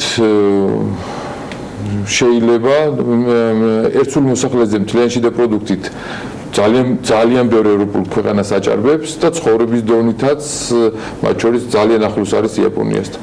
ღვინო თუ უყვართ? ღვინო სვავენ ძალიან ბევრს, მინდა გითხრათ. ეს არის ევროპული ქვეყანა, უბრალოდ თუ არ ჩავთვლით ფიზიკურ ადამიანის მახასიათებლებს, ჩაცმითაც კი გაცილებით ევროპული ქვეყანა ვიდრე იაპონია. არის თუ არა მოთხოვნები ბაზრებზე ქვეყნების მიხედვით განსხვავებული? ანუ თქვენ როდესაც პროდუქციას ამზადებთ, ბაზრების მიხედვით ანაწილებთ თუ არა იგივე მარკეტინგული კამპანიის შეფუთვა იგულისხმება ეს ღვინის თქვათ გემოვნებისები და ასე. ანუ ამის მიხედვით თუ განსხვავდება ბაზრები და მოთხოვნები მათი მხრიდან? კი. ესე იგი როგორ არის ღვინოები ერთ და იგივე დასახელების ღვინოები ერთი კომპანიის ქვეშ არ განსხვავდება სხვადასხვა ბაზრების, მათ შორის არც საქართველოში. რაც იყიდება ამერიკაში, ის იყიდება საქართველოში, ის იყიდება იაპონიაში და ის იყიდება რუსეთში. მაგრამ რა თქმა უნდა განსხვავდება ეტიკეტის ნაწილი, შეფუთვის ნაწილი, ეს ლეიბელინგი რაც არის, იმიტომ რომ ბაზრებს აქვს თავის მოთხოვნები, ისე როგორც კანონმდებლობიდან გამომდინარე, ისე გემოვნებიდან და ტრადიციებიდან გამომდინარე.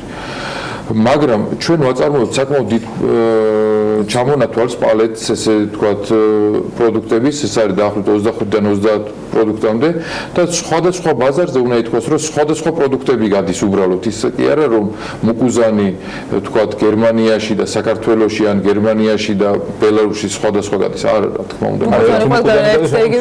ერთი და იგივეა, მაგრამ უბრალოდ არის ქვეყნები, რომელიც ვთქვათ, სხვა ღვინოებს ანიჭებენ უპირატესობას და არის ქვეყნები, რომელიც სხვა ღვინოებს. ამიტომ ამ მხრივ არის როგორც წესი ქვეყანაში პაკეტი, როდესაც გადის დაახლოებით 6 და 8 ღვინომდე.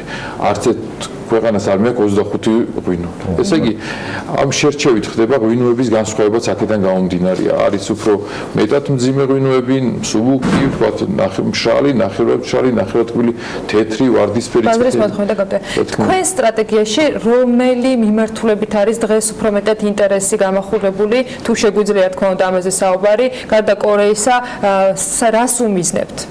ხო, ჩვენ ესე იგი ვფიქრობთ, რომ ევროპის ბაზარი, რა თქმა უნდა, ჩვენი დღევანდელი ესე ვთქვათ გრძელვადიანი პერსპექტივა ჩვენი ესე ისახება და ჩვენ ამასთან როდესაც ჩვენს დაფუძნებელ ბორტთან ერთად ვსაუბრობთ ამას და გეგმებს ვსახავთ, არის ის, რომ ჩვენ ევროპა შევიდეს თუ მეორე ადგილზე არა პირველ სამეულში მაინც უახლოეს 5 წელიწადში. იმიტომ რომ ევროპის ბაზარი მოგეხსენებათ საკმაოდ საინტერესო ბაზარია და შესაძლებლობებია ძალიან დიდი. რა თქმა უნდა, აზია თავისთავად ძალიან საინტერესო, აზია ერთ-ერთი ყველაზე უფრო დინამიურად მზარდი ბაზარია, მათ შორის მეღვინეობაშიც. ამიტომ ამის უგულებელყოფა უბრალოდ არ შეიძლება. ჩინეთი თუ ყველაფერი ნორმალურად გაგრძელდა და ჩინეთში არ მოხდა ახლა ეს რუსეთის კრიზისი პირდაპირ მოქმედებს იმ ბაზრებზე, სადაც ქართული ღვინოები არის მეტნაკლებად დიდი რაოდენობით შეტანილი. ეს არის ჩინეთი, ეს არის პოსტსაბჭოთა ქვეყნების სხვა ქვეყნები, მაგალითად უკრაინა. ფასი ახდენს გავლენას თუ ნახეთ როგორ არის ღმერთმა არქნას და თუ რუსეთის ბაზარი დაიგედა, თავისთავად ბიზნესი არ არის ის წარმონაქმნი, თქვენ ალბათ უკეთ მოგეხსენებათ, რომ უბრალოდ აიღებთ და გააჩერებთ და დააკონსერვებთ. ბიზნესს უნდა შენახვა, ამიტომ ითხოვს მუდმივ კაპიტალს შენახვისთვის. საწესდებო კაპიტალი ჩვენ არ გვინდა ვთქვათ, რომ ესე იგი ვიღაცამ სხვა ბიზნესიდან შეიძლება მოიტანოს და ჩადოს, ან არის მეორე გზა, რომ ბიზნესმა გავიდეს თვითღირებულებაზე, თავის შენახვის მიზნით გამოიტანოს ღვინო იაფად.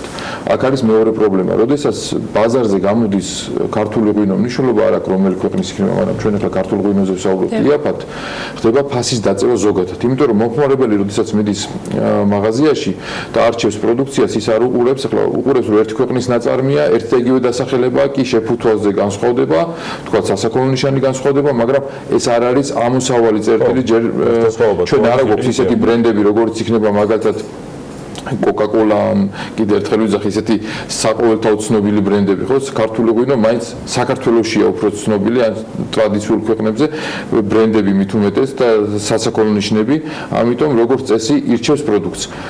თუ გაუმართლა ესე იგი და ფასთან შორის სხვაობა როდესაც არის, ის ადგენს ფასს, როგორ ღვინის ფასი არის, აი რაღაცა ქვემოთა ფასით და ეს ფასი არის ამოვარდნილი, რომელსაც მაღალი ფასი ადევს. და როგორც წესი 80% მომხმარებლის ყიდულობს დაბალფასიან სეგმენტში. თუ გაუმართლა და კაი ღვინო შეხვდა, შეიძლება გასინჯოს მაღალფასიან სეგმენტშიც, იმიტომ რომ დაინტერესებს რომ თუ ამ ფასთა სეგმენტში საინტერესო ღვინო იყო, ვცდი უფრო მაღალ ფასთა სეგმენტს, მაგრამ თუ არ გაუმართლა, ის საერთოდ აღარ გაიხედება ქართული ღვინისკენ, არც დაბალ სეგმენტში და არც მაღალ სეგმენტში. ამიტომ ძალიან დიდი რისკია ეს თემა, თუ შემოტრიალდა ღვინოები და მეორე დიდი პრობლემაა რომ ფასი თუ შემცირება არის ძალიან ადვილი, ძალიან ძნელია ფასის აწევა.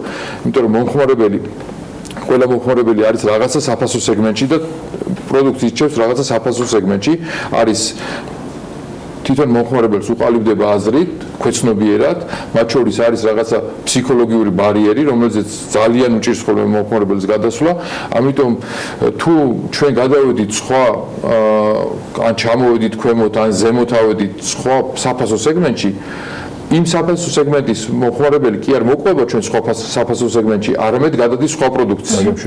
კი, ამიტომ საკმაოდ რთულია და საკმაოდ ნებისმიერ შემთხვევაში გავლენა თქვათ რუსეთის მოვლენებს და თქვათ ემბარგოს გამოვლენებას ექნება სხვა ბაზრებზეც თქვენ ამოსაბოლოო სხვა კომპანიებზეც ვინც არ არის დამოკიდებული. ეს არ იქნება მარტო ტურიზმზე გავლენა რო აქვს, უკვე აქვს ღვინოზე გავლენაც. საქართველოში გაყიდვაზეც და ვიღაცას გონია რომ მხოლოდ დიდ კომპანიებს გაუჭირდებათ რომელსაც რუსეთში დიდი წილითში აქვს. სამწუხაროდ ტურიზმი უკვე ნიშნები იკვეთება რომ რაღაცა შემცირების ტენდენციაა.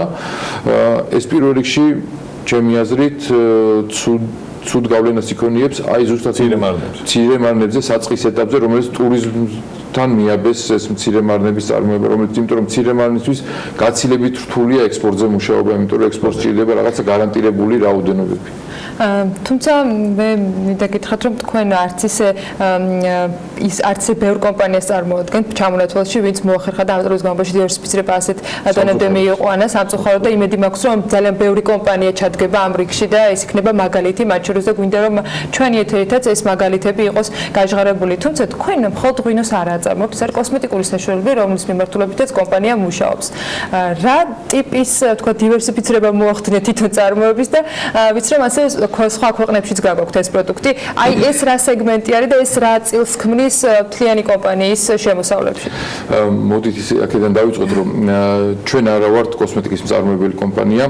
ჩვენ გვქონდა მოლაპარაკება კორეულ ფირმასთან, LG-სთან, ალბათ იცით, ერთ-ერთი საკმაოდ ცნობილი ფირმაა და ყველას გონია რომ მხოლოდ ტექნიკას აწარმოებს LG საკმაოდ დივერსიფიცირებული კომპანია, მათ შორის ძალიან დიდი წილი არის კოსმეტიკის წილი. თავის დროზე კვლევას ატარებდა LG ჯგუფი, რომელიც კოსმეტიკაშია დაკავებული და კორეაში აქვს, სეულში აქვს საკმაოდ დიდი საწარმო, აქვს სამი საწარმო, აქვს ბრიტანეთში, აქვს ამერიკაში და კორეაში.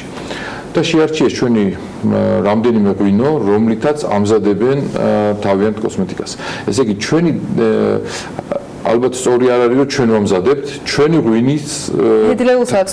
ღვინის ბაზაზე მზადება, მაგრამ ჩვენი მონაწილეობა აქ არის მხოლოდ იმაში რომ ჩვენ მოლაპარაკება გქონდა LG-სთან, LG იყენებს ჩვენს სასაქონლო ნიშანს, დურუჯიველს და დურუჯიველის სასაქონლო ნიშნით უშვებს მთელ მსოფლიოში ახლა სადაც უშვებს და სადაც ყიდის, აი მაგალითად სეულში საკმაოდ საინტერესო და იყო, როდესაც ჩავედით და საკმაოდ პრესტიჟულ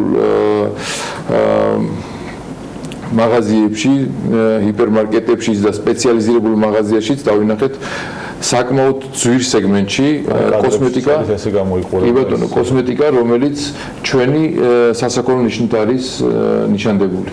ანუ ღვინის ბაზაზია დამზადებული, რაც მიაქვს ასე თქვა, დიდი წილია, ასე თქვა, მნიშვნელოვანი კომპანია. ჩვენთვის არ ვიტყვი რომ დიდი წილია, თუმცა ჩვენ ახლა წელსაც შევხვდით შემოდგომაზე რთველის მერე კიდე გვექნება ჩვენ საკმაოდ დიდ ჯგუფთან შეხვედრა, გეგმავთ რომ ჩავიდეთ სეულში და უშუალო მოლაპარაკებები ვაწარმოოთ უკვე საწარმოში, საწარმოს ხელმძღვანელობასთან თვითონ უნდათ ეს სეგმენტი გააფართოვონ, იმიტომ რომ საკმაოდ როგორც თქვეს, სტარტაპი საკმაოდ საინტერესო იყო ამ პროდუქციის. ჩვენ ვლაპარაკობთ იმაზე, რომ მე არ მინდა წინ გავასწრო რაღაცებს, მაგრამ შეიძლება საქართველოსთვის საერთოდ საინტერესო თემა დაიწყოს. კიდევ ერთხელ ვიძახი, ჩვენი წილი არ მინდა ხო მაგაზე ჯერჯერობით საუბარი, ალბათ თუ იქნება ჩანასახი, ალბათ ჩვენ და კორეელები ერთად შევეცდებით, რომ მოგიყვეთ თქვენს ეთერში ამ ყველაფერს. თუმცა საკმაოდ ინტენსიურად მიდის მოლაპარაკებები, საკმაოდ საინტერესო ადამიანები არიან, საკმაოდ საინტერესო ხალხია და იმედი გვაქვს, რომ ეს ბიზნესიც რაღაცნაირად თუ ესე იგი მაქსიმალისტური გეგმა არა, რაღაცა მინიმალისტური გეგმა მაინც განხორციელდება და საკმაოდ საინტერესოა. ამიტომ ესეც დივერსიფიცირების ერთ-ერთი პატარა სახეა, საიდანაც ყველა პატარა ჩანასახიდან იწყება ყველა პროექტი. მე იმედი მაქვს, რომ შემოდგომაზე, როცა ჩვენი სატელევიზიო სეზონი განახლდება, მცირე პაუზის შემდეგ აგვისტოში, გვექნება შესაძლებლობა, რომ ამ თემაზე აუცილებლად ვისაუბროთ, უკვე იმ მაქსიმალისტური გეგმების რეალობაში განხორციელებაზე. განხორციელებაზე, რასაც ჩვენ ახალ საუბრობთ. ძალიან დიდი მადლობა იმისთვის, რომ ვიყავით ჩვენთან ერთად. გისურვებთ წარმატებებს და მუდმივად სტაბილურ და მზარდ გარემოს იმისათვის, რომ თქვენი გეგმა, რომელიც დასახული არის, ისეთივე წარმატებით გაიზარდოს და განხორციელდეს, როგორც ამ წლების განმავლობაში. და მართლა ძალიან დიდი მადლობა საინტერესო საუბრისათვის. ნუგზარ ქსოვროს კორპორაცია კინზბარაულის გენერალურ დირექტორს მას მისლობდით საქმიანი დილის ეთერში. მცირე სარეკლამო პაუზის შემდეგ დაგიბრუნდებით.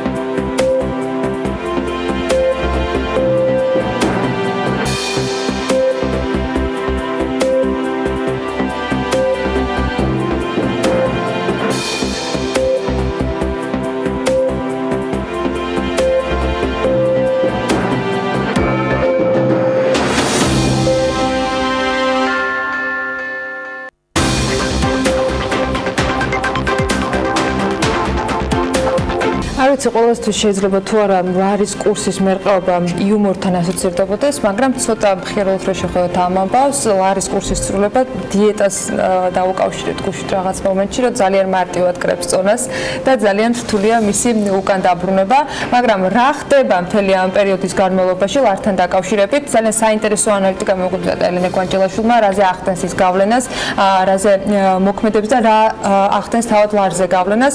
ელენე ისაუბრებს დეტალურად, ელენე დილამშვიდობის. მშვიდობის ანა, შენი შესავლის სიმბოლურ ნაწილზე ყურადღებას არ გავამახვილებ, ძალიან მიხარია რომ თქვენთან ერთად ვარ.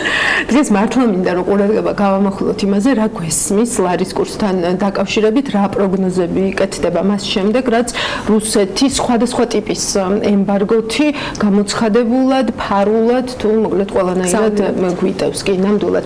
ლარის კურსი ეკონომიკის თერმომეტრია რაღაცნაირად დამკვიდრდა ეს გამოთქმა ჩვენ ქვეყნის ეკონომიკაში და ნახოთ რა მოლოდინები აქვთ ამ სფეროს პროფესიონალებს, რას და როგორ ზომავს ეს თერმომეტრი. ამ კვირაში ორი ძალიან საინტერესო პროგნოზი მოვისმინეთ თუ რა შეიძლება ველოდოთ ლარის კურსთან დაკავშირებით და რა შემთხვევაში. გალტენ ტაგარტის პროგნოზით $1 2 ლარი და 80 თეთრი ეგლირება და კურსი სწორედ ამ ფარგლებში უნდა დასტაბილურდეს. $200 მილიონი დაკარგვის შემთხვევაში ჩვენი პროგნოზი იყო რომ კურსი იქნებოდა 2.70-2.75 ფარგლებში მეორე დამატებითი სანქციების მოლოდინებმა გამოიწვია კურსის აწევა, მაგრამ ის კურსი, რაც დღეს არის ჩვენი პროგნოზით ჩამოვა და ველოდებით, რომ ის 2 და 80-ის ქვემოთ დასტაბილურდება და პანიკა დაცხრება. ასეთია გალტენ ტაგარტის ეკონომისტის ლაშა ქავთარაძის შეფასება. განსხვავებული არის TBC ბანკის გათვლები კითხვაზე, სადამდე შეიძლება გაუფასურდეს ლარი. TBC ბანკის მთავარ ეკონომისტ ზოთარ ნადარაიას ასეთი პასუხი აქვს. ჩვენი შეფასებით ამჟამად დაახლოებით დოლარის კურსი შეიძლება ავიდეს 3-მდე ან 3 და 5 თეთრამდე. ძალიან დიდი ალბათობით მას შემდეგ დაიწყებს ეტაპობრივ გამყარებას, რატომ 3 ლარი და 5 თეთრი. ეს არის ის ზღვარი, სადაც ინფლაცია 8-9%-ზე ავა. შეგვიძლია ვთქვათ, რომ ინფლაცია არ იქნება 3%, მაგრამ დარწმუნებით შეგვიძლია ვთქვათ ისიც, რომ ინფლაცია ორნიშნა რიცხვამდე არ გაიზრდება. ამ გათვლების ფონზე ეროვნული ბანკი ლარის მცურავი კურსის დადებითი მხარეების ანალიზის დეტალებში შედის და ყველა შესაძლებლობისას იმეორებს ერთ ფრაზას. დღევანდელი სიტუაცია ცხადყოფს, რომ დოლარიზაციის შემცირების პოლიტიკა და პასუხისმგებლიანი დაკრედიტების პრინციპების ამოქმედება სწორი და დროული გადაწყვეტილება იყო. საბანკო თუ საფინანსო რეგულაციები დღემდე დიდი კამათის საგნად რჩება. საერთაშორისო სავალუტო ფონდის ახალი შეფასებები არ მოგვისმენია, მაგრამ ფაქტია მარტში, როდესაც ფონდმა საქართველოს ეკონომიკური ზრდის პროგნოზი შეამცირა, ეკონომიკური ზრდის რისკებს შორის ერთ-ერთი მთავარი რისკად სწორედ ფიზიკური პირების დაკრედიტების წესის ცვლილება დაასახელა. პრაქტიკულად ანგარიში გაანალიზებულ დაღმავალ რისკებს კიდევ ერთხელაც რომ გადავხედოთ, ისევ დავრწმუნდებით, რომ დანარჩენი 2 სავაჭრო პარტნიორების შენელებული ეკონომიკური ზრდა და საერთაშორისო სავაჭრო დაძაბულობა გარე ფაქტორებია, რაზეც საქართველოს ხელისუფლებას დიდი გავლენა ვერ აქვს და ვერც ექნება. შესაბამისად, IMF-მა მაშინ ხელისუფლებას პირდაპირ მიანიშნა, რომ სადაც მას შეუძლია სიტუაციის შემსუბუქება, იქ არ დაამძიმოს. თუმცა მერე საქართველოში გავრილოვი შემოვიდა, პარლამენტის თავმჯდომარის სკამი მოირგო, რუსულად მოგვესალმა ამ ყველაფერზე ხელისუფლების პოლიტიკური პასუხი ისეთი იყო და დღემდე ისეთია, როგორიც არის, რის შედეგადაც ქვეყანამ მთავარ გამზირზე უწყვეტი აქციები მიიღო. რა არის გამოსავალი დღეს? შეიძლება ოდნავ უცნაურად ჟღერს, მაგრამ საქართველოს ხელისუფლება ამაზე დღეს არ უნდა ფიქრობდეს. მაშინვე უნდა ეფიქრა, როდესაც რუსეთის ბაზარს საქართველოსთვის ხსნიდა.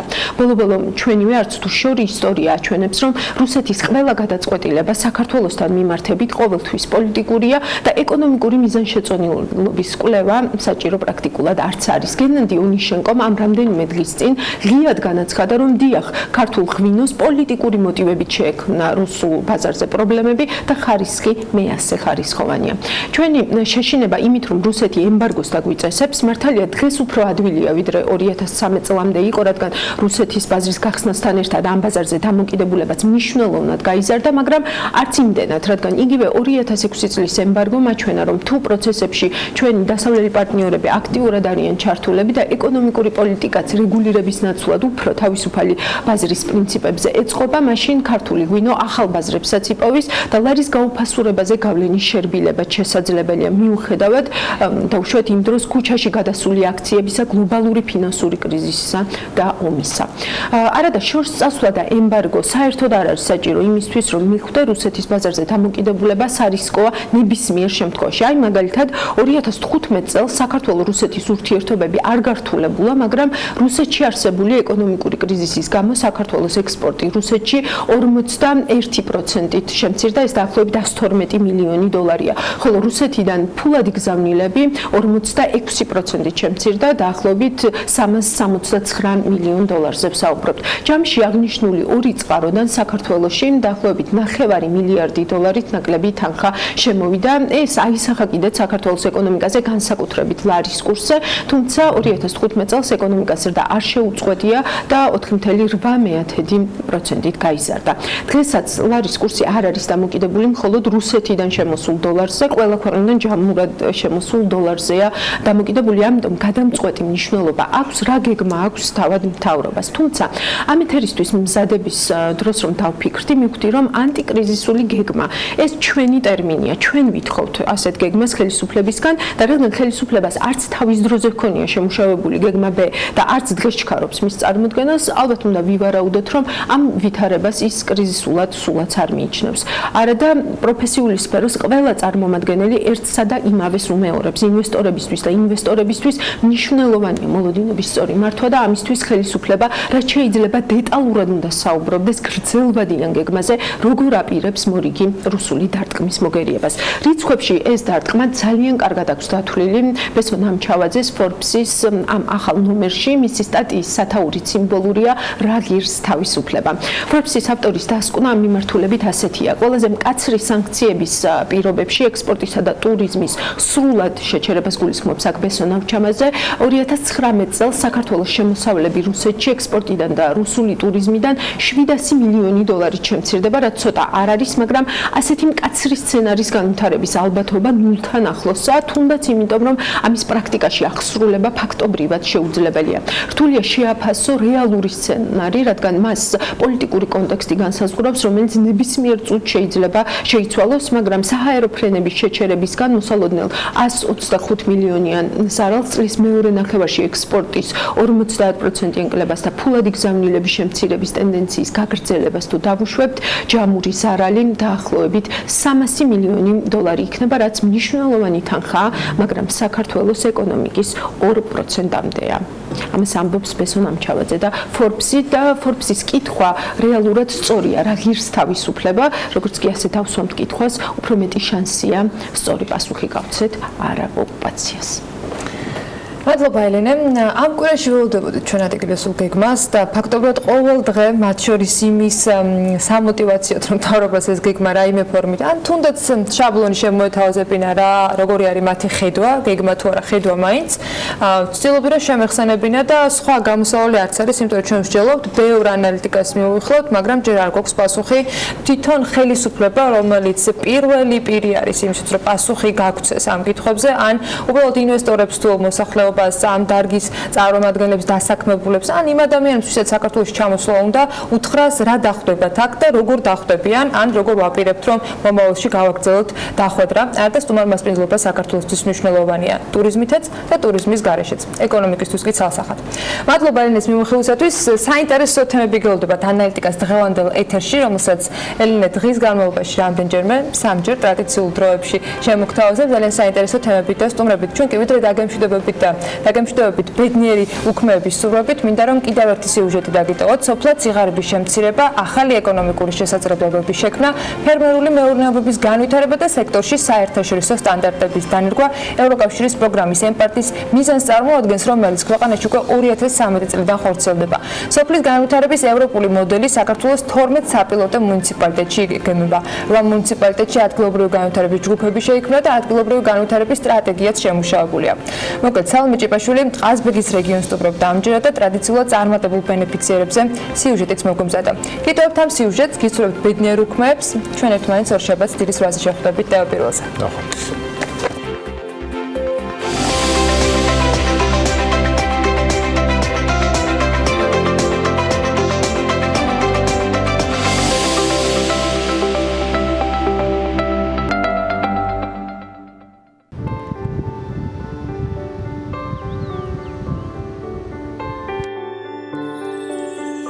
ამეკვიატა ეს იდეა, რომ ძალიან კარგი იქნებოდა პატარა მყუდრო ადგილი, სადაც შეძლებდნენ ადამიანები მისვლა საუბარს, ადგილობრივი სამზარეულოს და ტკბილეულის დაგემოვნებას. 2017 წელს, როდესაც ევროკავშირის მიერ გამოცხადებული საგრანტო კონკურსის შესახებ შევიტყო, დავწყვეტე ამ კონკურსში მიმიღო მონაწილეობა. მოვიპოვე დაფინანსება, გავხდი ევროკავშირის ბენეფიციარი და შევძალი განმეხორციელებინა ჩემი იდეა. გავაკეთე კაფეს ანაყინე, ანას ტკბილი კუთხე. რატომ ანას ტკბილი კუთხე? იმიტომ რომ ანო არის ჩემი შვილის სახელი. ჩვენ არა მარტო ტკბილეულს ვთავაზობთ, ჩვენს სტუმრებს, არამედ ტკბილ დახვედრას, სითბოს, სიყვარულს. ჩვენთან მოსული სტუმარი თავს გრძნობს ისე როგორც საკუთარ სახლში. მუშაობის პროცესში გამოიკვეთა, რომ კარგი იქნებოდა თუ გვექნებოდა საკუთარი ნაყინის წარმოება. ვინაიდან ტრანსპორტირებას ვახდენდით დედაქალაქიდან და ჩვენთვის დაკავშირებული იყო ძალიან დიდ ფინანსურ ადამიანური რესურსის ხარჯებთან და დანახარჯებთან, ამიტომ ეს იყო ჩვენთვის საუკეთესო გამოსავალი. 2018 წელს, როდესაც ევროკავშირმა ისევ გამოაცხადა საგრანტო კონკურსი, ხაზი. ისევ მოვსინჯოთ ძალები, დავწერეთ პროექტი და მოვიპოვეთ დაფინანსება. გვაქვს ჩვენი საწარმოო ხაზი, რომელიც მდებარეობს ისევ ყაზბურგის რაიონში. დასაქმებული არის 3 ადამიანი. ვაწარმოებთ 13 დასახელების ნაყენს. მისი რეალიზაცია ხდება ჯერჯერობით მხოლოდ ყაზბურგის რეგიონში. უპირველესი მიზანი ევროკავშირის არის ის, რომ ხელი შეუწყოს მაღალმთიანი რეგიონების განვითარებას, ადგილობრივი სიკეთეების შექმნას, ადგილობრივი მოსახლეობას შეძინოს საჭირო უნარჩვევები იმისათვის, რომ მათ განავითარონ საკუთარი თავი, საკუთარი ბიზნესი და საკუთარი საქმე აწარმოონ. რა თქმა უნდა, ეს მნიშვნელოვნად ზრდის ადგილობრივების ყოფაცხოვრების ხარისხის გაუმჯობესებას და ტურიზმის განვითარებას. საქმდებიან ადგილობრივი ადამიანები და არა მარტო საქმდებიან, არამედ ბრუნდებიან კიდევაც მამაპაპისეულ ადგილებში. ყაზბურგის რაიონში მე ვფიქრობ, რომ ძალიან ბევრი რამ არის გასაკეთებელი ზოგადად და ერთ-ერთი მნიშვნელოვანი არის უფრო ჩანდაცვის სფერო. ყაზბურგის რაიონში არის სტომატოლოგიური კაბინეტი. ამის მერე გადავწყვიტე, რომ დამიწყდა ეს პროექტი. პროექტის საერთო ღირებულება არის 51,000 ლარი. ეს მოხდა თანადაფინანსებით. მათ უზრუნველყოს აპარატურა, ტექნიკა, რაც არის ინვენტარი. მე ვფიქრობ, რომ ეს პროექტი არის ერთ-ერთი პროექტი, რომელიც უფრო მოსახლეობაზე არის გათვლილი. თავიდან მუშაობდით თერაპიული სტომატოლოგიაში და ქირურგიულ სტომატოლოგიაში, მაგრამ უკვე ახლა თბილისიდან მოვიწვიეთ ორთოპედი. მოსახლეობის მხრივ ყველა აღნიშნავს თითქმის, ანუ დაახლოებით 99%, რომ ისინი კმაყოფილები არიან, ჩვენ აქ დაუბრუნდით და გავხსენით სტომატოლოგიური კაბინეტი, რადგან მათ აღარ უწევთ ყაზბეგიდან თბილისში გამგზავრება და არც ფინანსური ხარჯების, ასევე დროის დაკარგვაც შესაბამისად. რაიონში შემოვიდა ევროკავშირის პროექტი სოფლის მეურნეობის განვითარების პროგრამით. საკალმახე მეურნეობა იმ დროისთვის უკვე რაიონში აღარ იყო. ამისათვის გადავწყვიტე და მივმართე პროექტით ადგილობრივ განვითარების ჯგუფს. აქ შესაძლებელია მთის კალმახის მოშენება ძირითადად. ისეთი წყაროები არის და დავიწყეთ მეურნეობა. დაგვაფინანსეს ევროკავშირმა 25,000 ლარით. გადმომცეს მანქანა მაცივარი, აგრეთვე საოფისედ სენდვიჩ პანელით აწყობილი ვაგონი, აგრეთვე ცისტერნები რაიონის მასშტაბით ყველა რესტორანს ჩვენ ვამარაგებთ უკვე. ვფიქრობ, რომ თუ ჭარბი გვექნება თევზი, ალბათ თბილისის ბაზარზეც ჩავიტანთ. ამ ეტაპზე 4 ადამიანი მყავთ ჩემი ჩათვლით დასაქმებული, აღარ წავლენ თბილისში. ადგილზე ეს მარტო ერთი ოჯახის შემოსავალი არ არის, ეს სხვა ოჯახების შემოსავალიც არის და თუ გავფართოვდებით, რა თქმა უნდა, რომ კიდე დაახლოებით 2-3 კაცს ნამდვილად დავასაქმებთ. დაახლოებით 100 პროექტი თუ მეტიც არა დაფინანსდა რაიონში.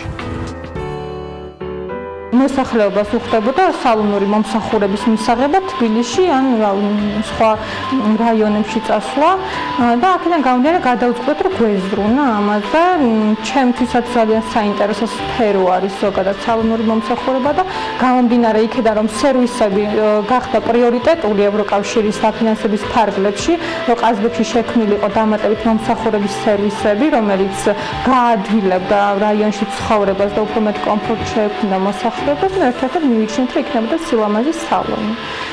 დღევანდელ დღეს სილამაზის სალონს ქვია ბარბერია და ფუნქციონირებს უკვე მეორე თვეა. საგრანტო თანხით რეალურად მოიაზრებოდა ინვენტარის შეძენა. ამ ეტაპზე მე თვითონაც ვარ დასაქმებული. ყავს ერთი სტილისტი, რომელიც მუდმივად მუშაობს ყოველდღიურად, ერთი მოწვეული სტილისტი, რომელიც ორ კვირაში ერთხელ ჩამოდის თბილისიდან და ყავს მანიკურის სპეციალისტი, რომელიც ასევე თბილისიდან ჩამოდის ხოლმე და იდეაში ეყოლება მოსწავლი ადგილობრივი კადრი რომ გადაამზადოს და შემდეგ უკვე მუდმივად რა იყოს ჭრილის მომსახურებას ხელმისაწვდომი. ევროკავშირის საგრანტო კონკურსმა ყაზბეგში რეალურად ფონი შექმნა და შეცვალა რეალობა.